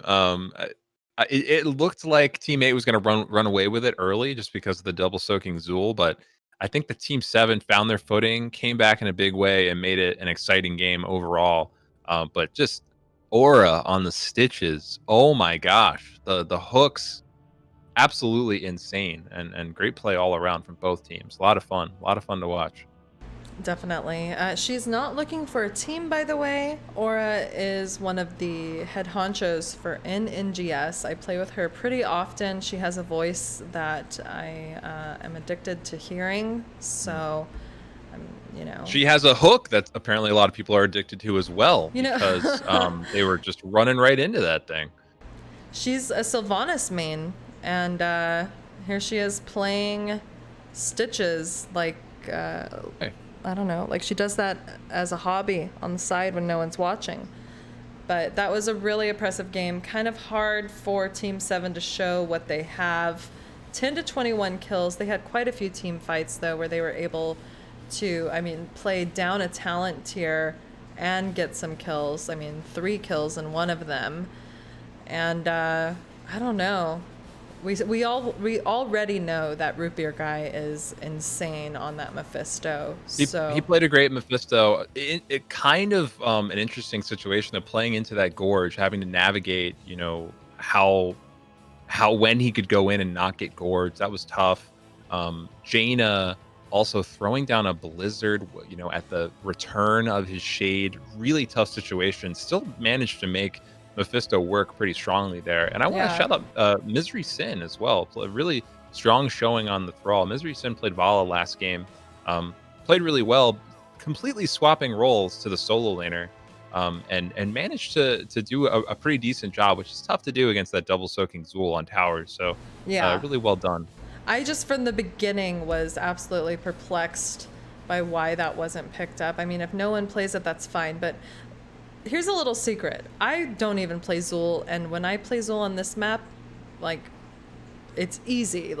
If you can, get Zool double soak, hit the waves, go to the other lane. It is, I think it's not like a fail-proof strat, but it's definitely... It put him in an overwhelming position early, and it was really tough. They did come back. But imagine if they didn't have to come back from that. That's such a head start. Could have been a much closer game. Join this lobby. I guess we're heading to another one with little time left. Let me make sure we have enough time.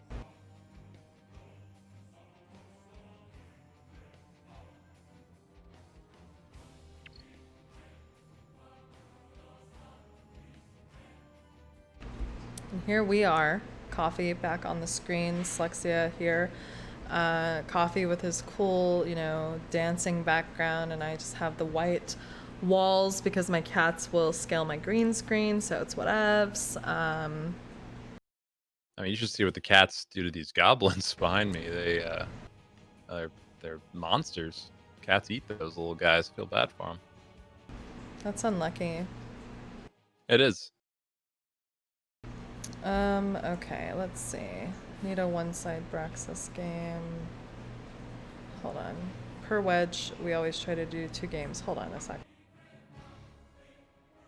Alright, well, I guess we are heading into Battlefield of Eternity in another showdown of Team 7 and 8 Part 2 or Dos.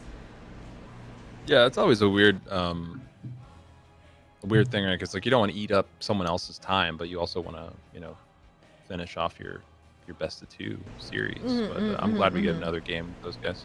Yeah, yeah. Hopefully we won't be set back too far. Oh, here we go, right into draft, Battlefield of Eternity. With Misery Sin playing off lane, I don't think we'll see her Vala again. But do you think we're going to see a Mephisto ban possibly? Like, maybe we'll see target bans? I'm not sure about that. I mean, Mephisto can be pretty good on this map. I don't know that. Like, it seemed like they had a very clear answer from Mephisto last game, right? Like, it seemed something that was practiced. The coordination surrounding like countering Mephisto seemed to work pretty well. I don't know if they'll ban Mephisto here. Okay. Well, one thing that we could possibly see on this map is that Tronde again by Tetcher. Oh, yeah. If he's comfortable on it, it's definitely good for burning down the Immortals.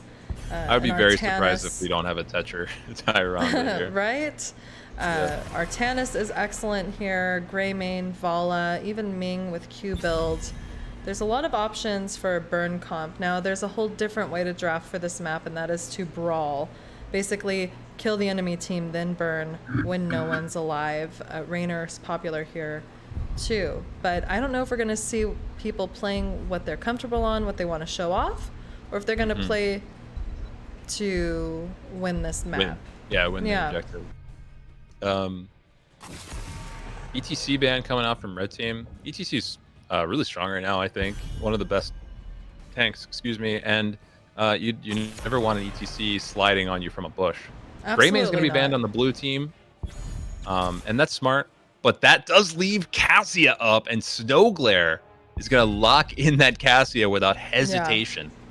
If you get first pick and you play it and it's not banned, it's picked up. She is very strong still, even with a slight nerf. It's nothing to mess around with.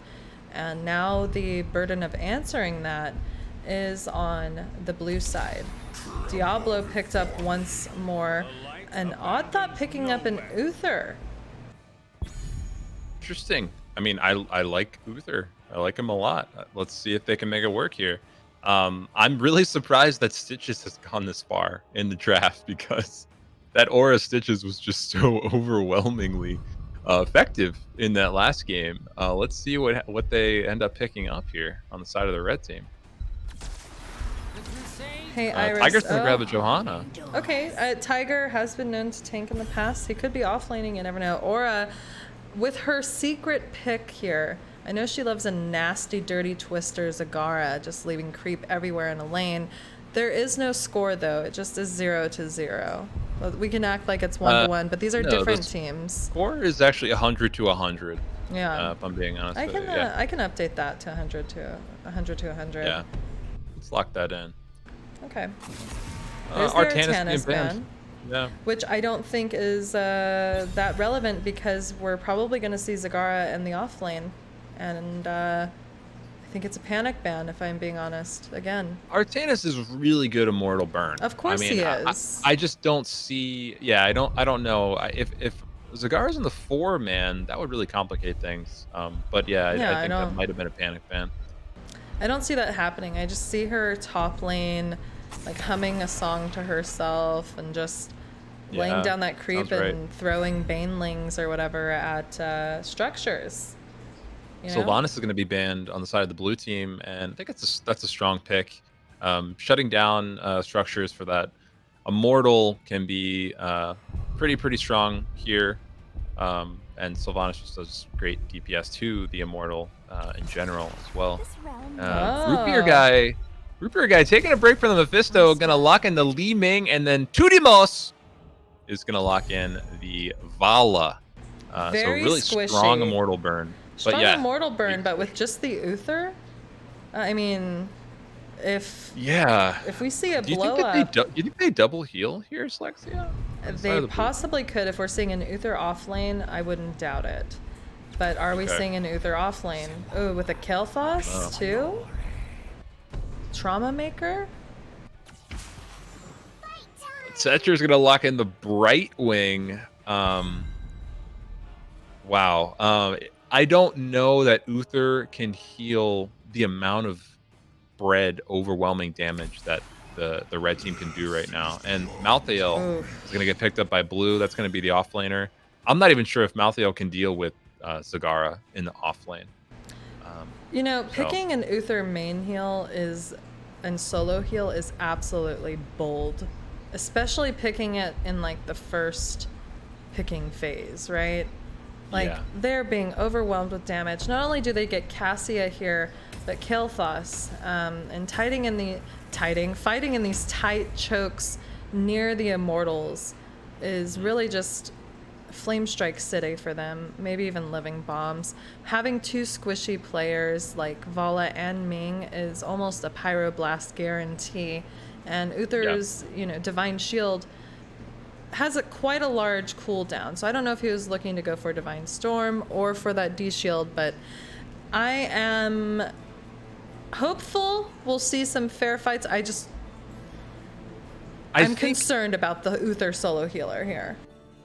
That's a warranted concern. I think the only chance the blue team has here really is to burn the Immortal fast. I don't think they want to fight actually much with their team comp at all. So if red team starts to advance or they play heavy on defense, I think the blue team is just going to have to get the hell out of there, go back to the lane, wait till they go offense, and then rush back to the Immortal and burn it really fast. Right. Because they do have great burn. But their team fight with the bomb spreading and all the splash damage from Cassia, and it's gonna be trouble. Well, let's get into introducing these teams. On the blue side, playing for Team 7, we have Odd Thought on that Uther, Root Beer Guy playing Li Ming, Thelma the Owl on Diablo, 2D Moss on Vala, and Misery Sin on Malthael. Aura already laying down her nastiness. Before we get into the red side, though, hold on. There looks like there's already a wall bang with a phase shift that tried to save Aura, but she dies. Aura's gonna fall first. Aura on the Zagara. Snowglare playing the Cassia. Jarus, is that how we're pronouncing his name? Jarus? However you'd like. Okay, I'll say Geozeus again. On the Kael'thas, Tiger on Johanna, Tetra on Brightwing. That's exactly what blue team's going to need to do, though, if they want to win this game. Get picks and bangs with that Diablo, and capitalize off of it. So I'm excited to see that.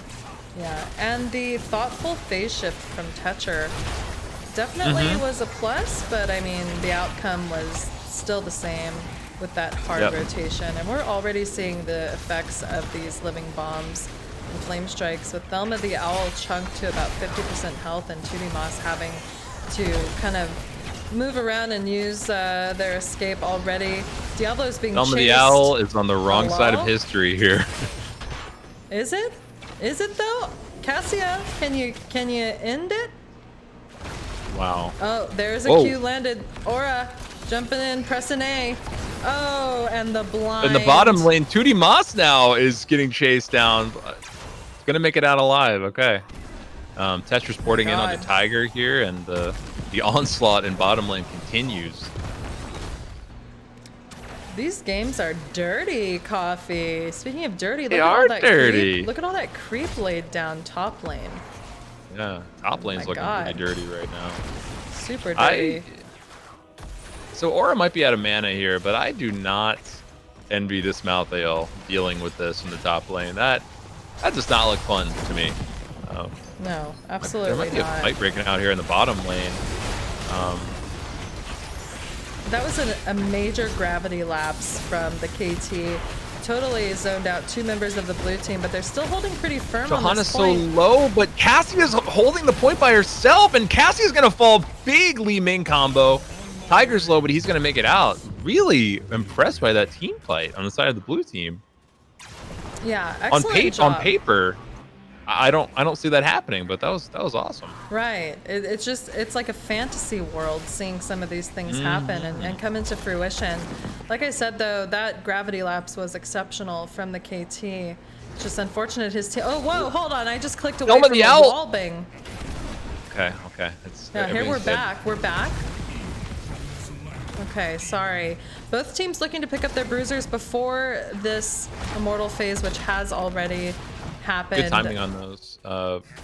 Misery Spin's already working. They're doing exactly like I think they need to and get on play offense, but the entire red team minus Kael'thas is ready to defend. Well, here's the problem. Diablo was down bottom lane, playing with that KT for far too long, and his whole team was trying to defend top. Burn.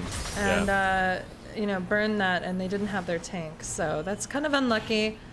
I'm already losing my voice. What is happening?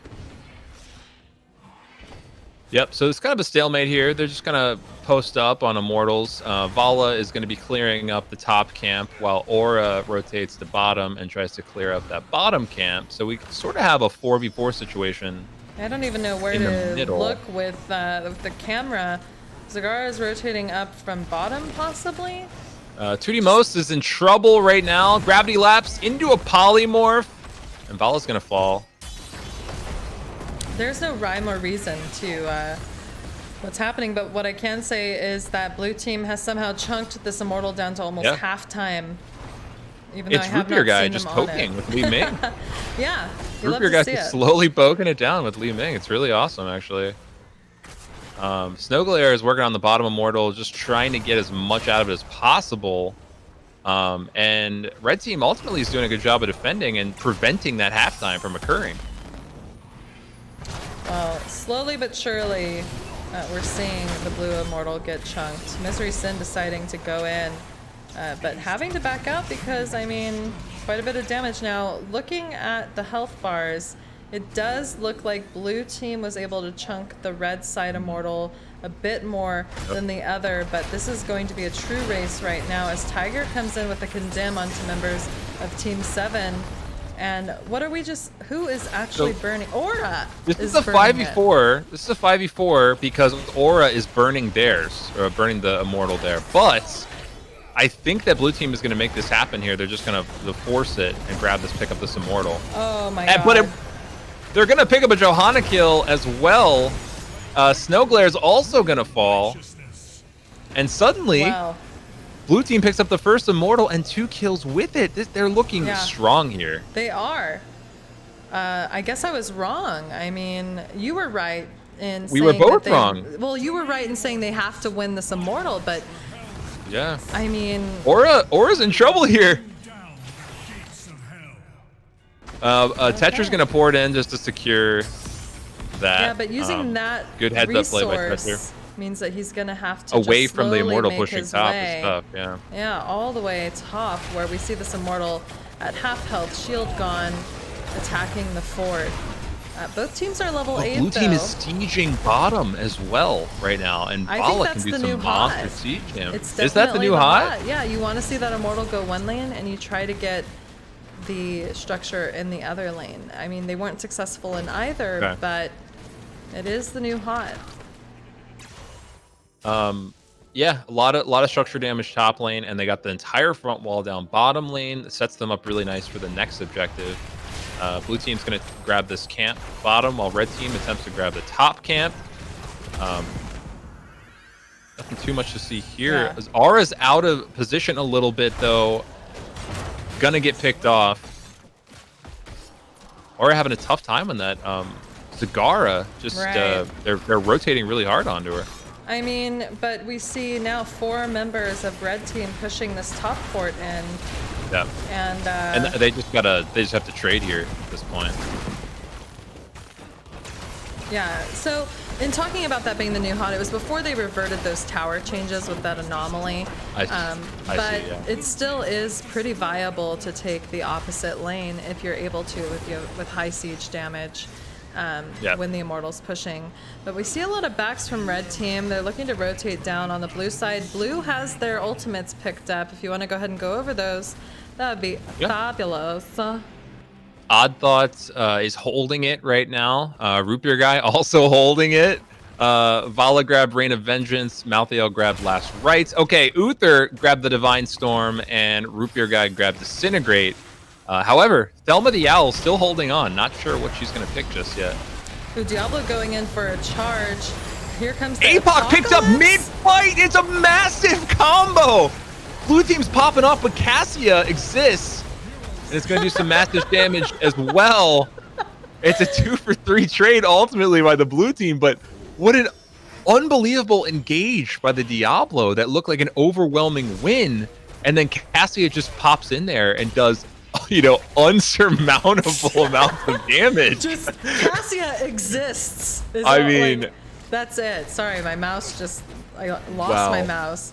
Well, all of that happened though. The Bruiser camp pushing top lane is already making its way to the keep top lane for blue team. Blue team just now deciding to get their Bruiser out while it is halftime. They are winning the race, by the way. And this is They just do. insane. There's nothing clean about this game. It is a dirty, dirty game, and you love to see it. Red team really pushing the Immortal hard right now, but blue team's gonna rotate in and stop that. Aura's on the wrong side of history again, getting stunned by the Uther. She's gonna fall. She Red team knows just trying to do as exactly much what damage she's as possible doing, here. though. If they're focusing her, then the Yeah. rest of her team can do whatever they want. And, Absolutely. Look at that. Now the blue side's Immortal is more chunk Oh than red. my gosh. Got a 1 HP Vala just running, living on a prayer right now. Uther's gonna get the heal off. Johanna wants Vala dead. Oh my god, Cassie she almost lives! finishes it, but she lives. With 20, she had 17 And now health. Cassia's low. My Cassia's gonna fall God. as well. Holy. I don't know. What am I watching right now, I don't Slexia? know, This is- but I this is have now intense. backed away from my desk in my chair. I'm hunched over like a hitchhiking Okay. ghost. Just Okay. over here, just living on Good. the edge. You know what I mean? Good. This is just Yeah. crazy. I can't believe that red team did not pick up the Immortal there. Blue team coming in the nick of time, killing a couple members of the red team, getting the pick on Johanna and Cassia, and then grabbing themselves another Immortal. And due to the way they handled the first one, they're set up really nice here in the top lane with a weak fort, and then that's going to march right onto the keep. And it looks like Team 7 is walking all over this creep, making their way down to bottom keep. Hold on. I think they were trying to pick Zagara. Wait. I think they were that's trying to get a waste pick on of- Aura. That's a waste of time. They have level 13. Zagara is over here though. With Aura's the Midas playing network. games. She Yeah, is, I Aura's told just you. playing games. She is distracting them. So her team. This is Wow. a literal waste of an entire Immortal to catch a Zagara. It's like when someone focuses a Murky and you're like, stop focusing the Murky. You know what I mean? Fun. Gravity laps into a polymorph on the Malthael. He's living through it thanks to Uther armor, though. Balls are out, big balls. And Cassia's going to take out Uther and Malthael. Uther's trying his best to heal up the Vala post-mortem. Vala looks like she's going to make it out. Big smash from Thelma the Owl on the Cassia, but she's Cassia, and she lives. She exists. And that was Good fight. a wild ride. Red team showing that they're tired of being bullied. But Johanna's in trouble again, and Tiger's going to fall. Just guttural growls from me at this point. From here forth casting, just barking and growling like a savage beast because it's just so crazy, this game. It really is. Just when I think we're settling down and we're gonna grab some camps, another brawl breaks out, and this is why I love 2-lane maps. It really is. Like they're just brawly. I mean, it's fun. Well, looks like Team 8 is heading to their bruiser. If they were to step just one lane up, they would see Malthael on that siege camp. But I think both are just going to be able to take their respective camps. Maybe an invade from Team 7? No, not going to happen. Both teams level 14. We're at 12 to 6 kills, though, favoring blue team here. And 5 seconds. I mean, that's a surprise in its own. I mean, just on paper, this solo Uther healer against the amount of spread damage that red team has just seems crazy. But they are doubling red team's hero kills. Yeah. Absolutely. And interestingly enough, it's a Calamity Li Ming on the blue team, not even a Q build. So that's interesting. Tiger taking a lot of damage. The last rites is out and kills Johanna, but Malthael's gonna fall. Uther has fallen as well. Uther's trying to heal up everyone, healing up Tudimas, but it's a 2-for-1. Uther's gonna fall now, and now red team looks to take their first immortal. I mean, they also have Bruiser pushing top. Blue team's looking to pick up their Bruisers. Maybe some counter pressure is needed, but not an option. They're backing up. They need the resources. You might have gotten that camp. I think that they needed to both make the decision to get that camp. Ultimately, they couldn't grab it, and they wasted a little bit of time there. And here's Aura just continuing to just drop her nasty little monster creatures all over all of the structures. Just completely ruining this map with her creep, throwing bugs down, roaches, yelling things just like "Come to mama!" Like, just, you know, Zagara is just absolutely disgusting, and we're seeing that here. And now Thelma the Owl and Tudimos are chasing Aura. Cetra's gonna pour it in, save Aura, and then with the Emerald Wind, disengage. There has been more time spent trying to kill Zagara here than there has been the Immortal by the blue team. God, the damage between Cassia and Kael'thas. Malthael just got dropped in 2 seconds. This is the last fort for the side of Team 7. And this they is are down that Malthael. Both teams have level 16. No ultimates available, though, for Team 8 with this Immortal. So we could see something. Possibly. I think that, you know, blue team would need to push past the Immortal and get some kills here, but they're down Malthael. So this is really just a 5-man march in bottom lane with a pretty healthy Immortal on this keep right now. Healthy Immortal for sure. They do have their tower, though. There's a wall bang. Big smash from Thelma! How God. did she even make that happen? It's called magic and rage. Wow. It's called anger. Oh, okay. I like where this is going. Wow. Well, that keep is gone, guys. The keep is gone. Both keeps available, or rather, still up on the red side. Camps are up, and now's the time to rotate as a team and stick together, which is what we're seeing from Team 8. Malthael's still kind of showing possibly in this lane. It looks like Cassia, Cassia wants some of that. Wants to clap those cheeks. Okay. She does, but I don't know if Cassia wins that 1v1, to be honest. Especially with the last rights taken from Malthael, but there's definitely a fight looking to happen here in bottom lane. Okay, the red team's backing out there. That looked a little ugly potentially. So blue team is not out of this by any means. They're actually slightly ahead in XP. They might be down a keep, but they're looking to make something happen here. I think. Right. I think that we still have a lot of game left ahead of us here. We do. With Cassia on the Bruiser camp and Johanna just rotating in, there are only 4 members of the blue team looking to contest here, and that could be dangerous, especially at level 18. Death timers are getting longer, and you definitely want to have your team for the Immortal phase. They're gonna have to possibly give this, but Thelma the Owl doesn't want to. Goes in for a charge, gets polyed, gravity lapsed, and throws out his Apocalypse. And balls are out from Cassia, but Cassia's gonna get blown up, and then Malthael takes out the Johanna. And it's My a 1-for-2 God. trade. No, it's a 2-for-2, but Diablo had souls. So Diablo's back.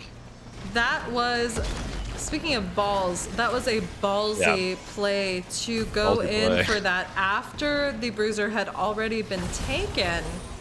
I mean, it Yeah. was successful. The Cassia is dead. gosh. But this Thelma the Owl character here Just playing disrupting. Diablo.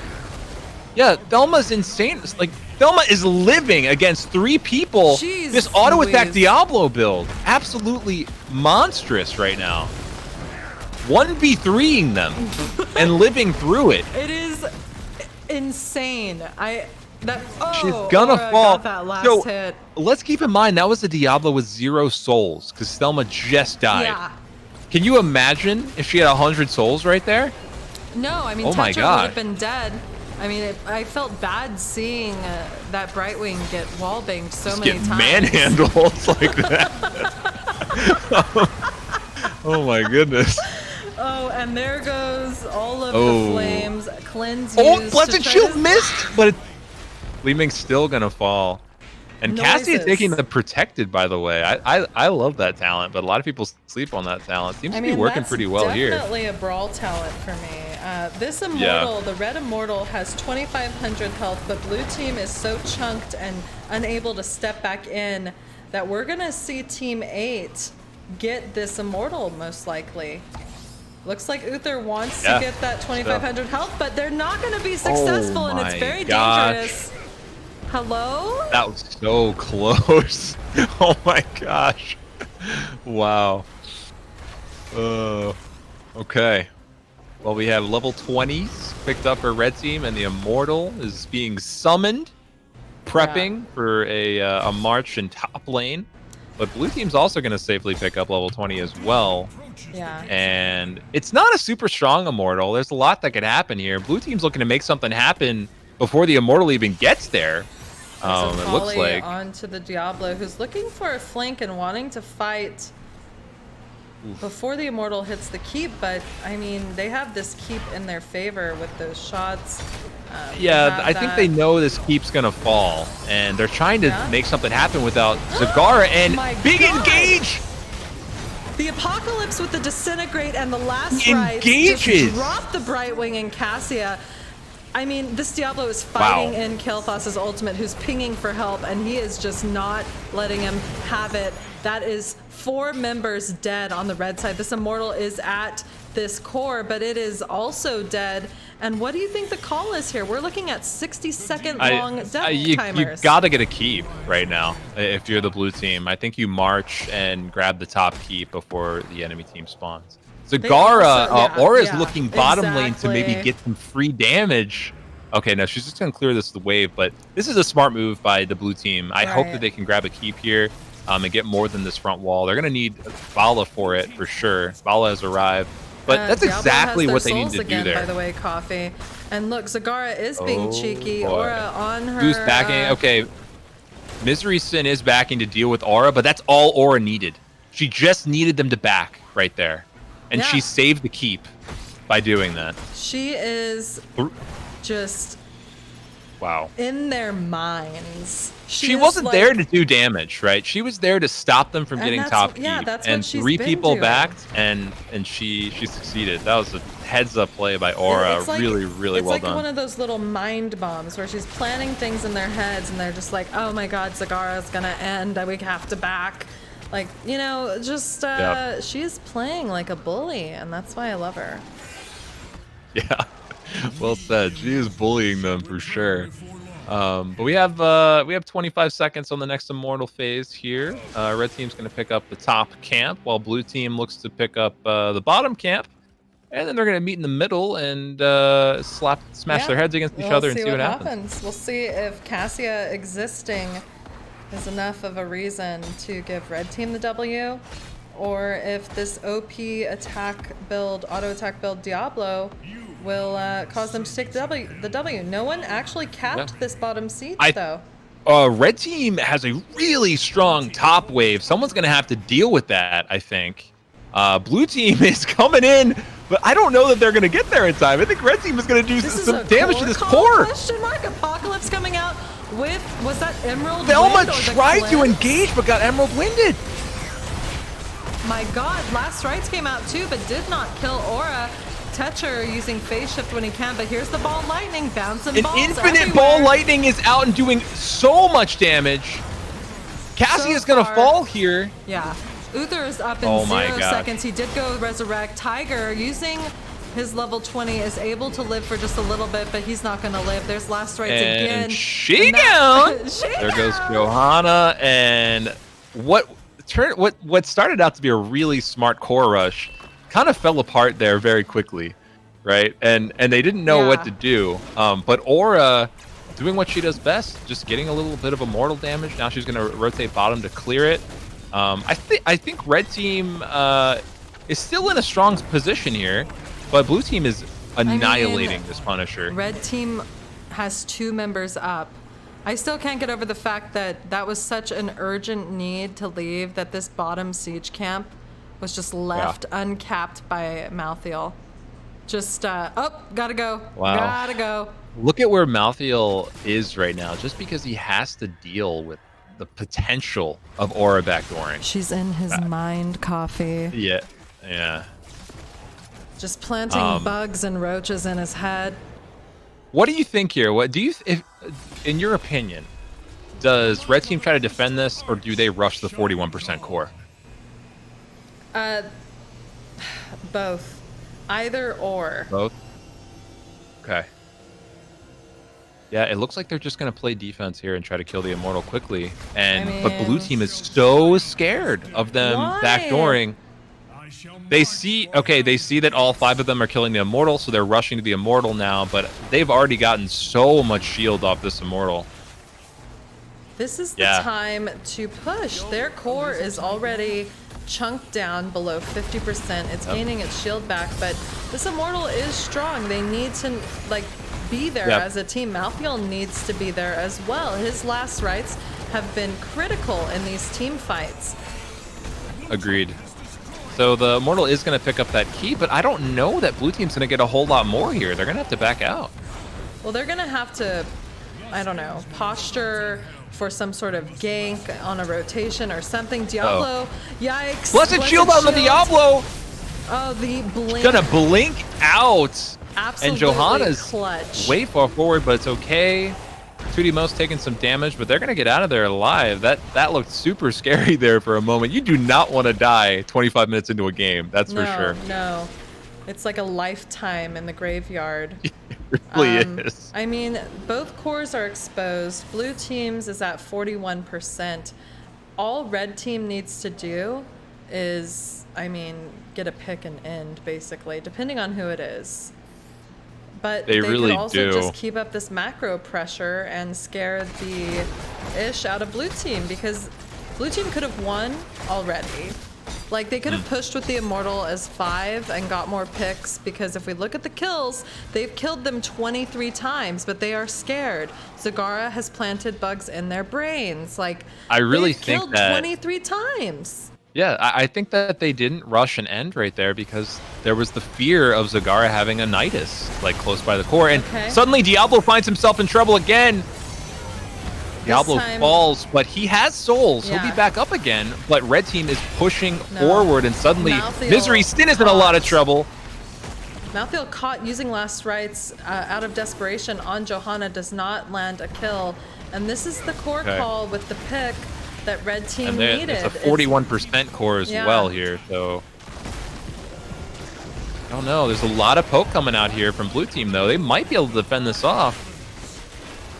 This wave with them, they have a camp. There's a Rain of Vengeance, 2 Rains of Vengeance. A lot of With damage the out of the Diablo Diablo. turned Diablo gonna into a blink away in crab. desperation, Yeah. but a living bomb was spread to Vala.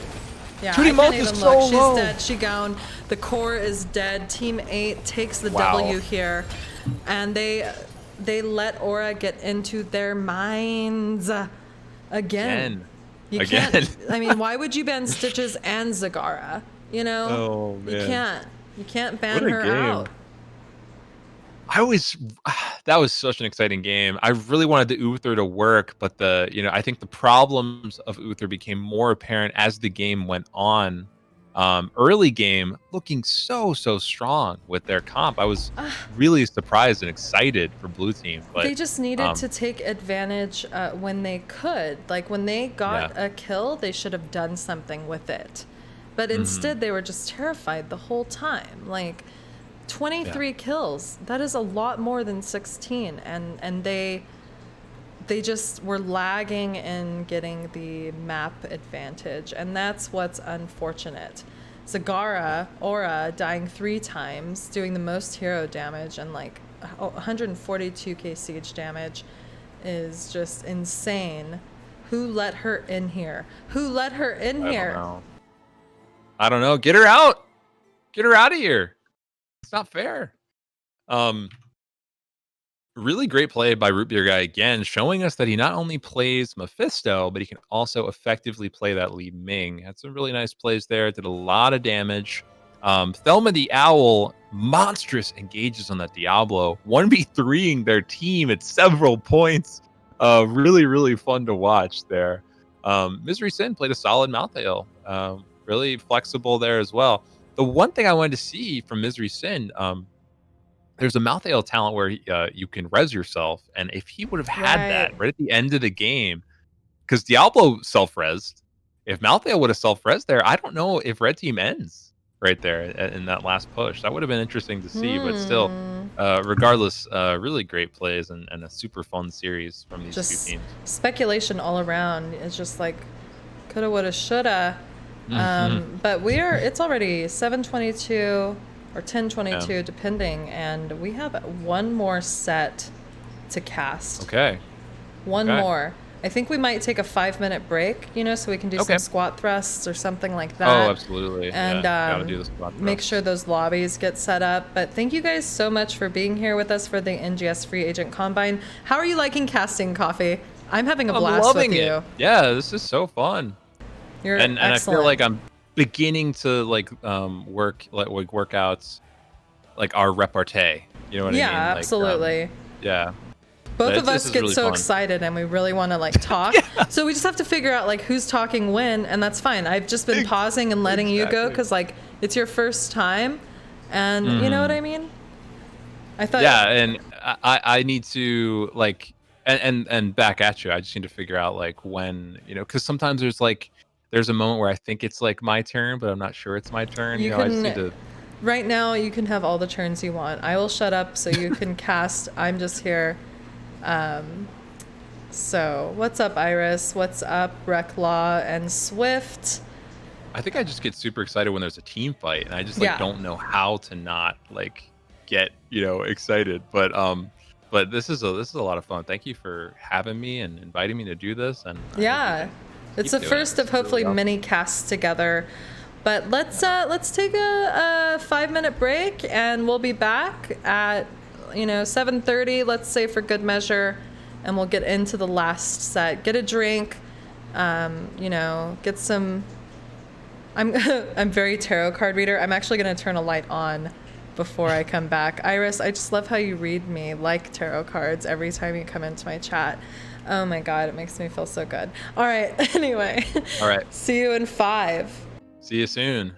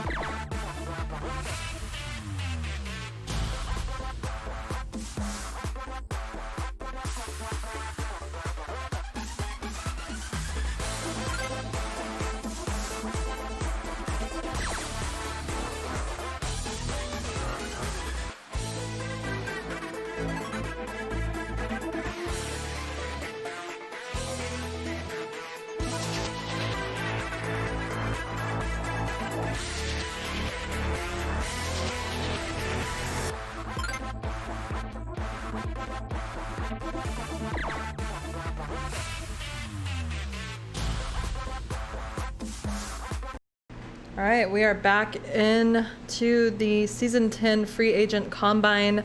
I'm Slexia, joined by Coffee. We are in our final set of the night, headed to Cursed Hollow. Coffee, how are you feeling after blowing out your voice box all night? Feel great. I've missed blowing out my voice box. It feels good to do it again. Good. Thank you for having me to Yeah, do that. absolutely. No, thank you for joining. Let's take a look at what we are dealing with for people on teams this time. Let me scroll up on my image here.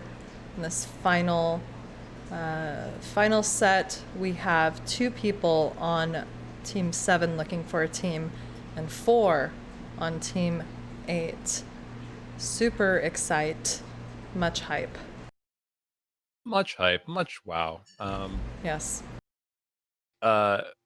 So who are the new players here? I don't know. My brain's mush now. Okay. Let's look again and try to decipher while we make them wait. A lot of new players on team 2. Yeah. Hariel, Sugoden. I thought it was Sudoken, but it's not. Sergeant Scoops, BNA Kai. So everyone is new on team 2 except Tetra, right? Yeah, it looks like. And then Bashing is a sub on Team 7. And then we have Gigi Grace. Did Gigi Grace play last game? I don't Was think that the she was in Diablo? last game, but she wasn't first game. The Diablo was Okay. Thelma the Owl, which was very impressive Diablo from Thelma. But Misery Yeah. Sin is from last game. Misery Sin, the Has been in all of them. Yeah, I think so. Yeah. Well, let's let them know that we're ready to get into this. And Iris, I hope this lighting suits you better, Okay. even though I still look like a tarot card reader. Maybe I am. You know, maybe you've read me appropriately. Ready. All right. Blame Coffee for using dark mode when he captured that image. That's why you're blind. Okay? That's true. I saved his That's image to actually use true. tonight instead of creating one of my own. So, That's funny. yeah. Actual truth. Here we are in the draft. Cursed Hollow, a huge map. Sometimes globals are picked up here. You know what I mean? Diablo's great Occasionally. here. Oh yeah. Yeah, Diablo's great. Lots of great angles and walls to smash and bang. Hell opportunities for that. Speaking of bang, Headbang and ETC won't be playing in this game. Won't be making an appearance here. He will not be rocking out with anything out. So Tetra banned ETC last game too. Does Tetra have something against ETC? I mean, what's going on here? It would seem like it. I mean, What maybe did- just what did a ETC stick in ever the do to spokes of whatever he's trying to do. Cassia being banned. Tiger says no to the Cassia. Not interested in playing against Cassia. Yeah, no thank you. Dealt with that. Imperia is super strong, hasn't been played, but is banned here. Yeah, Imperius, I think, still one of the strongest heroes in the game. Personally, I feel like it's in terms of burst damage and survivability. So what are we gonna get here? Are we gonna see a Mei ban? Probably. Are we gonna see a Tassadar ban? And they're gonna have to ban one or the other, depending. I don't even think Tassadar is that much of a concern if no one really I don't plays think so him. either, personally. So yeah. I mean, maybe the Mei, but I would rather pick up the Diablo. They do ban the Tassadar. Maybe they just didn't know what to ban. There is no need for a Zagara ban because we don't see Aura in this game, and Mei is picked up here. Yeah, Mei going to be the first pick here, and I'm excited to see this because we haven't seen a Mei all night. So this will be our first Mei gain, and Deckard Cain and Thelma the Owl is locking in the Diablo on the blue team. Well, they weren't surprise around there. to see that last game, but we get to see Li Ming picked up by someone else, this time with an Ana. Super OP. I mean, Mei never dies anyway, so Ana only having to heal herself and 3 others is going to be a real delight. And I think it's wild though, like if May is really in trouble, you can still heal her in her ice block and her trait too. So if Anna's just like spamming darts at the ice block, it's toxic, honestly. Yeah. The way May can just live through anything, it's kind of wild. So an offlane ban, Zul is a good choice here. Who will the final ban be by the red side? Team 8. Really just having to figure that out. I know Tiger likes to play Kira and other beefier offlane type heroes. But it's gonna be the Grey Mane ultimately that they ban out, which is, I mean, Grey Mane is jack of all trades, right? He does it all. Great really camping. Really does. He's massive auto attack, range assassin damage. Grace is gonna pick up Mephisto, and Tiger is gonna grab the Vala. We've seen so much Vala tonight, Slexia. What? Did I miss the memo? Like, what's going on? It's just like an auto attacker that I guess is just an option. It's like, I don't want to play Raynor, Greymane's banned, I guess I'll pick up Vala. I always love a Lunara choice personally, but I mean, if you're better with Vala, do it.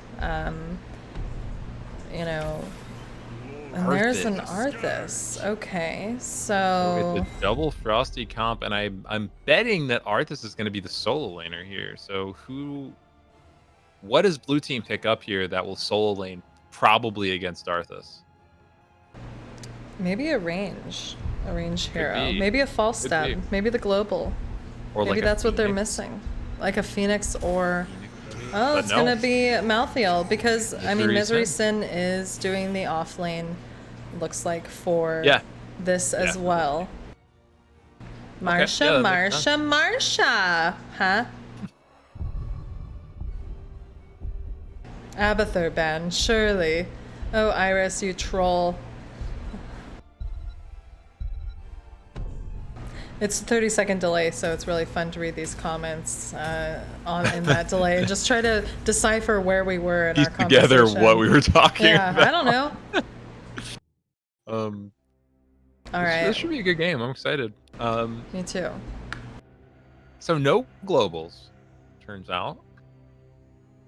But I gotta say, I'm excited to see more of this Thelma the Owl Diablo play. Right. Really, really exciting Diablo player to watch, just based on the games we've had so far tonight. And let's see how Red Team handles it. This is basically an entirely new team minus Tetcher. And Tetcher swapping roles. He played support the past 2 games, swapping over and playing. We'll see if it's going to be main tank Arthas or offlane Arthas. I'm betting it's going to be offlane. Yeah. Well, on the blue side, playing for Team 7, we have Tiger on Vala, Misery Sin playing Malthael, Bashing on Deckard Cain, GG Grace on Mephisto, and Thelma the Owl playing her beastly, godly Diablo. And on the red team, we have Tetcher on Arthas, Sukoden on Li Ming, Sergeant Scoops on Anna, Bank Guy on May, and Hariel on Sylvanas. So is it like a hairy letter L or Ariel with an H? It's Ariel with an H, probably. Are you sure? I'm not. Or maybe it's like Hariel. That sounds beautiful when you say it like that. Naturally. No. Alright, and anyway, we have all 5v5 in an ARAM matter here. Looking to get these minion waves down. Already a whole bunch of frost and snow. May finds herself in a bit of trouble, has to use her trait. But she's May. She's May, yeah.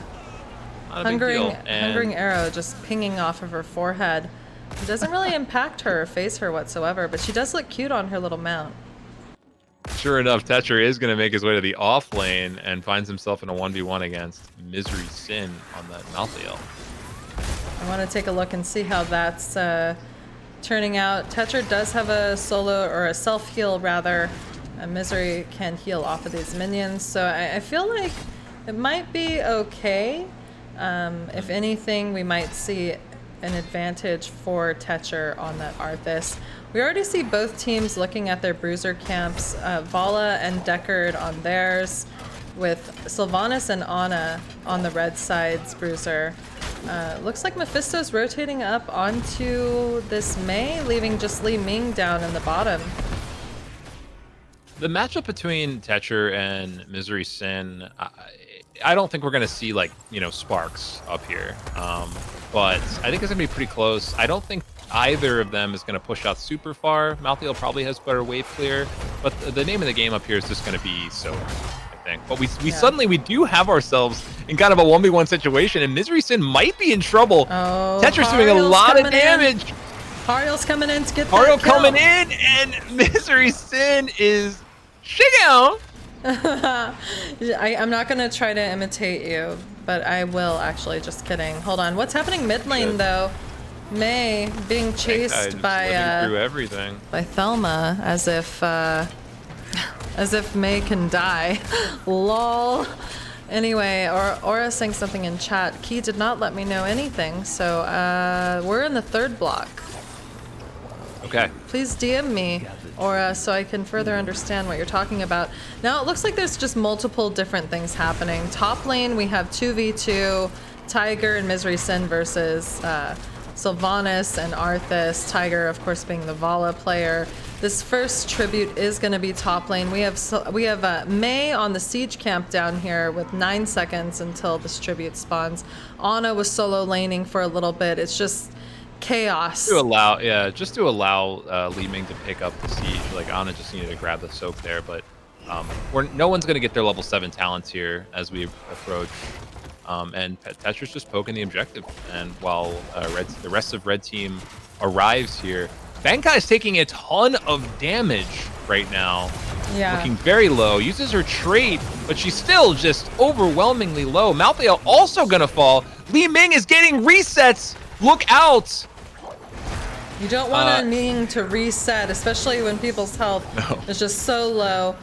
It is Q on the spell power, or the spell shield rather, for Ming on 1 with the orb reset on 4. And it looks like we're seeing an orb at 7 as well. Calamity could have cleaned up shop there, but we're gonna see orb build from this Ming. Coffee. Even trade there, you know, in terms of those teams in that fight, but now players are arriving back to the team fight. The players that died are coming back. Which is interesting because Malthael is bot dealing with the siege camp, Vala's mid, Diablo's just rotating up possibly. Mephisto dies once more, and I think that was time to give the objective. Yeah, I liked what they were doing. I liked what Blue Team was doing there with soaking the other lanes and still poking, but poked a little too much, and Mephisto paid the iron price. But Bashing taking a ton of damage, and is going to fall in top lane, and suddenly Red Team is just running it down top lane. I think they're going to go for this fort even. Thelma the Owl shows they have vision on her, gets the charge off. She's asleep, and now she's... It doesn't matter if you get the charge off. When you get slept in, a grenade tossed on your back, you gotta stop. It really doesn't. And suddenly there's 5 Red players in the top lane. What is going on right now? There's no logic they're gonna in back this out place. here. There's no logic here, Coffee. I thought maybe they'd be rotating to this bush of gank. Malthael's setting up at the tribute, it looks like. Actually looking to clear a little bit of bot. So Mephisto, rotating through mid, has 3 or 4 members hot on his heels. Tiger, used to offlaning and tanking, angers in this bush alongside Mephisto, but Thelma the Owl wall-banging onto Thelma the Owl is so deep right now. Yeah, and what you don't really... Okay, she's gonna walk out. Misery Sin... It's the cap. Both teams gonna walk away from this without any casualties. I really thought Thelma the Owl was gonna go down there. She dove so deep into an Arthas. You don't just walk away from Arthas, but apparently Thelma the Owl does. And not only an Arthas, but a Mei as well. And yeah, I think it would have been wise to have Team 7 at the tribute spawn point in advance. Maybe have Deckard set up some potions. Have that Ruby ready for when the Diablo did charge and the damage there to follow up, because, I mean, it's still looking okay for both teams, but Red Team has level 10, and this tribute is basically going to be free for them. Luckily, we see the Bruiser pushing, but I mean, I don't know. blue team is rotating like they want to contest this, Okay, but yeah. I don't know if it's. They want to. I don't know if this is the. Yeah. Okay, no. Are they? Can they get level 10 here safely? No, they can't contest. Is it worth fighting? I mean, the choke points might favor the Apocalypse and the Diablo in that scenario. Imagine an Apocalypse Reign of Vengeance. Durance picked up, as well as Apocalypse Reign of Vengeance, Last Rites, and Stay a While. So, I mean, we're going to see some spicy team fights. The thing is, there's just so... Is that Syndragosa? Yeah, we've got a Syndragosa, a Wave of Force, Nano Boost, Ice Wall, and Wailing Arrow. And this is the first... This is an important objective. One, this will give red team... the blue team will be cursed if red team grabs this objective. Plus, both teams have picked up level 10, and we're going to see an explosion of ultimates on this objective point right now. Ooh, speaking of explosion, there is a wallbang and a fire stomp from Diablo onto Mei. Reign of Vengeance follow-up trait being used, but another Reign of Vengeance. Vala's the one that dies, though, Coffee. There's the Ice Wall stasising two people with a Stay a While, and the Last Rites take out the Mei. Finally, Ding Dong the Witch is dead. Thelma the Owl wall-banging Sergeant Scoop here with 100 health, being able to clean that up and kill. That's 2 for 2 so far. Hector's not done! The Syndragosa, and now he's just running them down. And Suikoden is just getting reset after reset throughout this chase. Deckard healing up, though. Uh-oh. Uh-oh. Suikoden's gonna have to back out, but Tetcher secures the kill on the Mephisto, and blue team is cursed.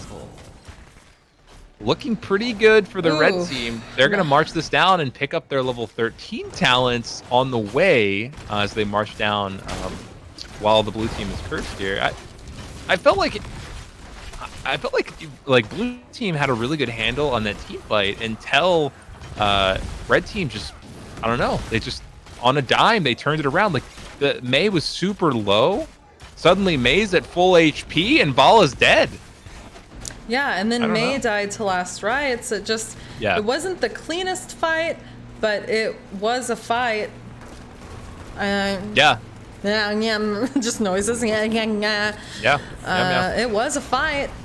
And I think, I don't know if I saw the Durance. I don't know if I saw the Durance either. This Ice Wall, though, is proving to be quite a disruption. Mei is stunned indefinitely, but she uses her trait here. She's going to make it out just fine. Suddenly, Diablo's in trouble. Mei slides and secures that kill. Vala's going to fall next. Then Deckard, the resets. Who even needs Calamity when you're just clapping cheeks left and right? My God, was she nanoed for that? Definitely clapping cheeks. I didn't see I think the she nano. was nanoed. Oh, she was. Holy moly, she has the auto attack talent at 13 as well, which is absolutely insane. Gosh. I don't know what I'm looking at. It's just crazy. We see 53 stacks on Sylvanas, and she has the double E talent at 13 as well. So a lot of escapes and a lot of engages for her, and it's showing. Even at 53 stacks, she is chunking the blue team. They pick up this boss, and it looks like Team 7 is posturing for theirs as well, but posturing for it and capturing it before the red team can rotate are two separate things. Half of red team backed right after they got the boss. So I think Team 7 is going to pick this up pretty safely, especially with Thelma the Owl scouting and just giving vision in that bush right there. But so not a whole lot here, but blue team is going to have to back because that top boss is going to push on their keep. Much more threatening boss position than the boss in bottom lane. Meanwhile, Arthas and Sylvanas are going to pick up these siege giants. Pretty even play here. I think that blue team just needs to make something happen here before red team gets 16. Ooh, and red team's looking to invade the Bruiser camp, possibly. It looks like Tetcher and Hariel, as well as Suikoden. The whole gang, actually, has showed up to take this Bruiser.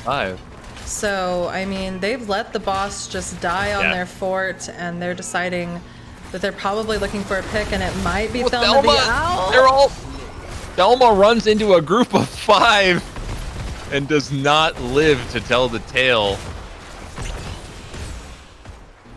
Well, Team 8 is almost level 16. They have quite a bit of pressure with Siege Camp pushing bot. The Bruiser, they just stole.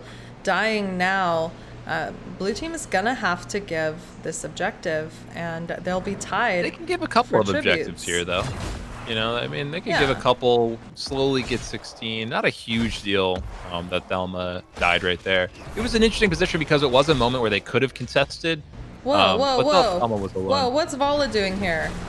What's GG Grace doing here? They're really aggressive. Instead of staying back and looking to soak, they're still looking at poking, and Misery Sun has the right idea and clearing the bottom. It's bolting in right there. Wow, I don't want to see that. You know, if I were to ask you, hey, what does blue team need to do to come back from this? I doubt your answer would be poke at the objective down level 16 and outnumbered. You know what I mean? It's a bummer, right? Because that play means that Bashing now has to soak top lane. Like, Bashing's up here trying to soak this lane, but that's not going to be the fastest way to achieve 16 by any means. So, but they're slowly but surely they're going to get there. Are they going to get it before this next objective?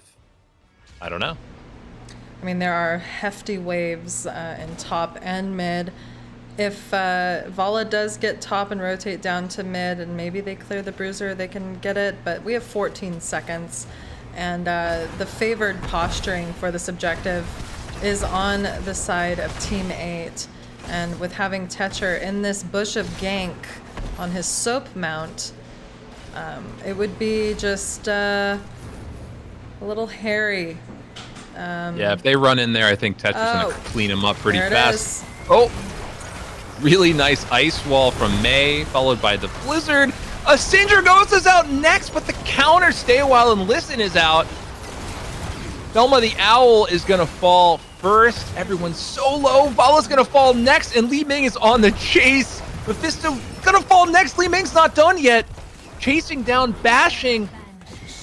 Mephisto's ultimate was interrupted twice.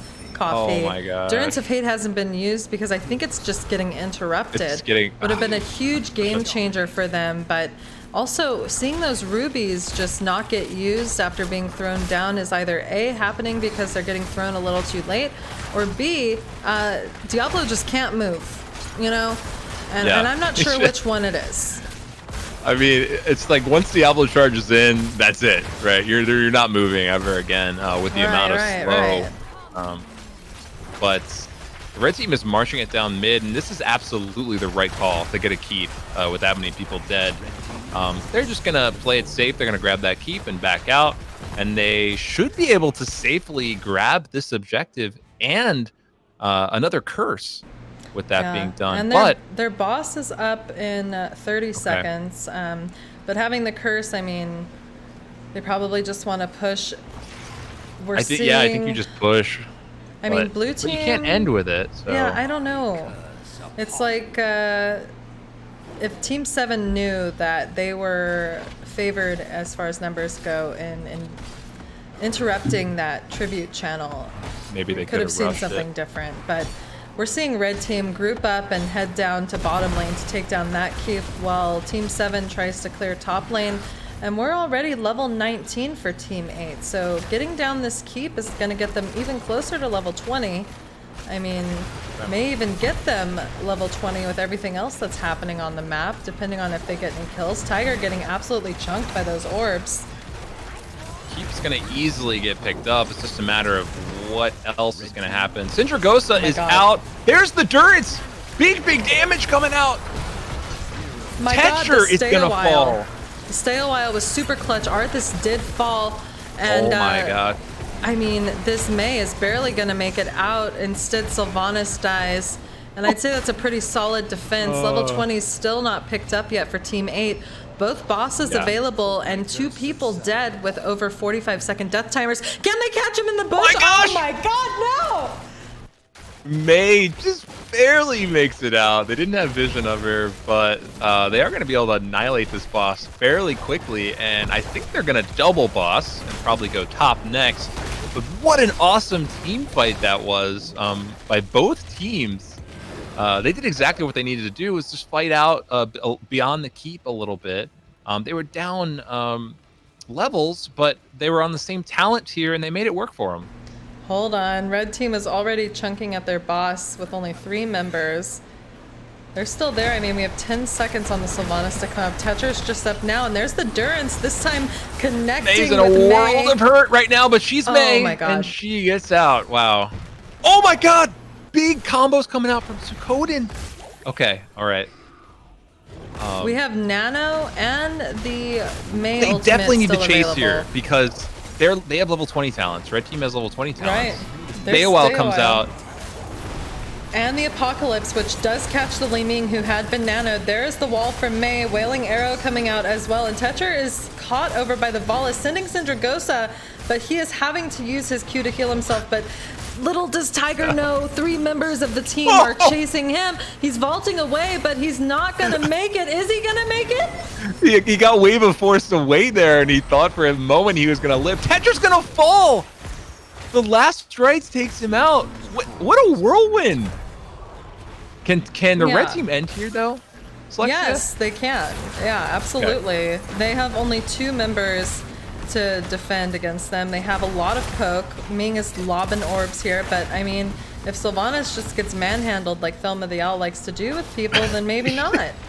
They have to actually click the core though. You know what I mean? I don't think they're going to. I think they're just gonna kind of dance around here and let Thelma the Owl absolutely manhandle them. But Thelma's suddenly taking a lot of damage. To this keep getting kited. It's finally disabled by the Sylvanas. I would stop attacking the Diablo and focus on the core. This is absolutely ridiculous. There's a stay a while catching 2 members. Misery Sin on this Malthael is on top of them. Last rights going out, and that is Sylvanas dead. Guess what though? Coffee, Diablo never died. No. Max souls too. Oh no. Okay, she's only at 37 souls, but just the survivability, I can't believe that. Misery Sin is still chasing. Not going to be able to secure those kills in mid though. But the objective is up, and Tiger's going to pick that up fairly easily. Thelma is scouting this bush right now, looking for an engage. Oh no! Grace is in trouble! Oh, Grace is going to fall. And suddenly Thelma! A clap. 2 members down. So dead. They're Tiger! They're staggering It's and fighting out. You don't run away from this team. They just chase you down and 5-man team wipe you. And now Misery Sin healing up, okay, but I think Misery Sin is going to get chased down here and also fall. But buying some time for the blue team, but ultimately that's going to be it. And red team is going to march it down and end it right now. They are done with this game. I'm kidding. They say, get me out of here. Yeah, I mean, we're not doing this 2 times in a row. They're done. GGs are being called. I mean, blue team can't make it up before this core goes down. And what an excellent showing. I'm going to take a look at these builds really quick, actually, after this core goes down to 0%, because I am perplexed by this Ming. It was crazy. It's like she had Calamity, but she didn't. I don't know what the hell was happening. It's a fatty orb build, basically. I mean, I don't know. Fatty orb build. Big damage, though, from Suikoden. That was awesome. Ooh, well, You'll have to remind me, who was looking for a team there? Yeah, let's pull that up. Let me just show these builds. So interesting. Just the Unstoppable from Sylvanas. Excellent pickup with the Diablo and the Vala. Even the Mephisto. Excellent plays, I think, by everyone. 10 kills from Sylvanas, 8 from the Li Ming. Looking at 8 to 27 kills. Holy moly. Let's pull up these teammates though, and we see that the tank on Team 7, Thelma the Owl, which is TTO, makes sense now, is looking for a team, as well as the Malthael, Misery Sin, who did an excellent job. Those last rights were on point, except for the one panic one against Johanna, but I mean, we've all been there. You just press it because it's lit up and you know you're about to die and it's going to be up. Yeah, you're just like, whatever, just hopefully it does something. But Thelma, just playing a beast Diablo, is available for a team, and then everyone except for the Arthas or I'm sorry, except for the May on the red team, which did take the W here, is looking for a team. So if you're a scout or you're on a team looking for maybe an extra person, maybe even a sub, maybe someone who can take your spot if you have something to do, hit Maybe them you want up. to pick up this Su Koden 8-0 Li Ming, doubling all hero damage, in the entire game. That maybe that's something you might want to do. Or this 75k healing Ana that landed every single grenade to stop healing. I mean, just really, really impressive Ana play there Yeah. as well. I mean, a lot of great free agents. I feel very lucky to have witnessed and casted tonight. This has been a lot of fun. Yeah, definitely a lot of fun. That Ana pickup was so clutch though, especially with auto attack build, relying on those heals. When the grenade was tossed on top of him, like there's nothing Diablo could have done. I don't know. But that's it for our free agent combine for season 10. That's it for us tonight, Coffee. But before we get out of here, why don't you let everyone know who UB is and what UB do? Yeah, I am Coffee, and I am Here's the Storm personality, and I sometimes stream, not so much lately, but definitely really enjoyed casting. Want to try to do some more of that. But if you want to keep up with what I'm doing, you can find me pretty much everywhere at Coffee Club _TV. I can find me on the Twitter and Instagram and Twitch by that name. And yeah, just thank you so much for having me, Slexia. This was a lot of fun. It was my pleasure. I'm so happy we did this. It's just breaking the ice on your casting career, even just as a hobby. It's so fun to be able to cast a game that you're passionate about and know something about, a little bit at least, enough to get by, at least in my case. But everyone, I am Slexia. This is my channel. I am the community network manager for NGS, as well as a caster and just a BAMF in general. I'm going to quickly just share the Patreon bumper for NGS if you're interested in supporting that. Please feel free to donate. I'm going to run that. Hold on. Whoa! 69 bits from Reckless Ron. Thank you so much for the 69. And hi, Coffee, he says. So Hi. I'm going to run that Patreon bumper, and we'll be right back. And then we'll get out of here.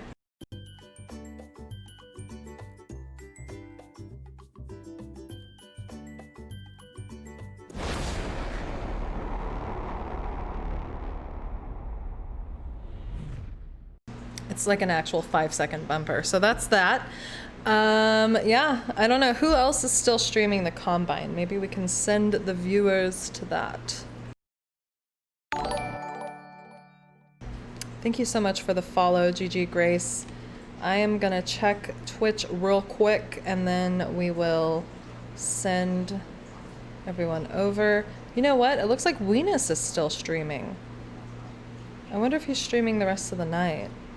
Was Venus casting some games tonight as well? Yes. Cool.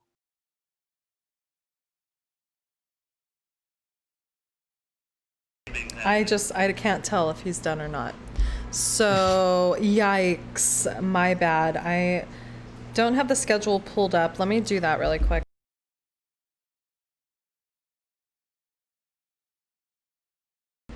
All right, taking a look at the later time frames.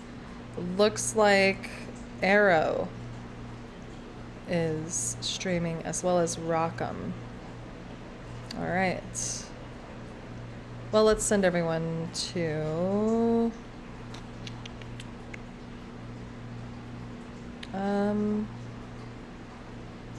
Rockham, maybe? Let's do that. All right, let's watch my intro and do that. Thanks so much for watching. Have a great night, everyone. Play it again. I said what in the butt? I said what in the butt? Perfect. Yes.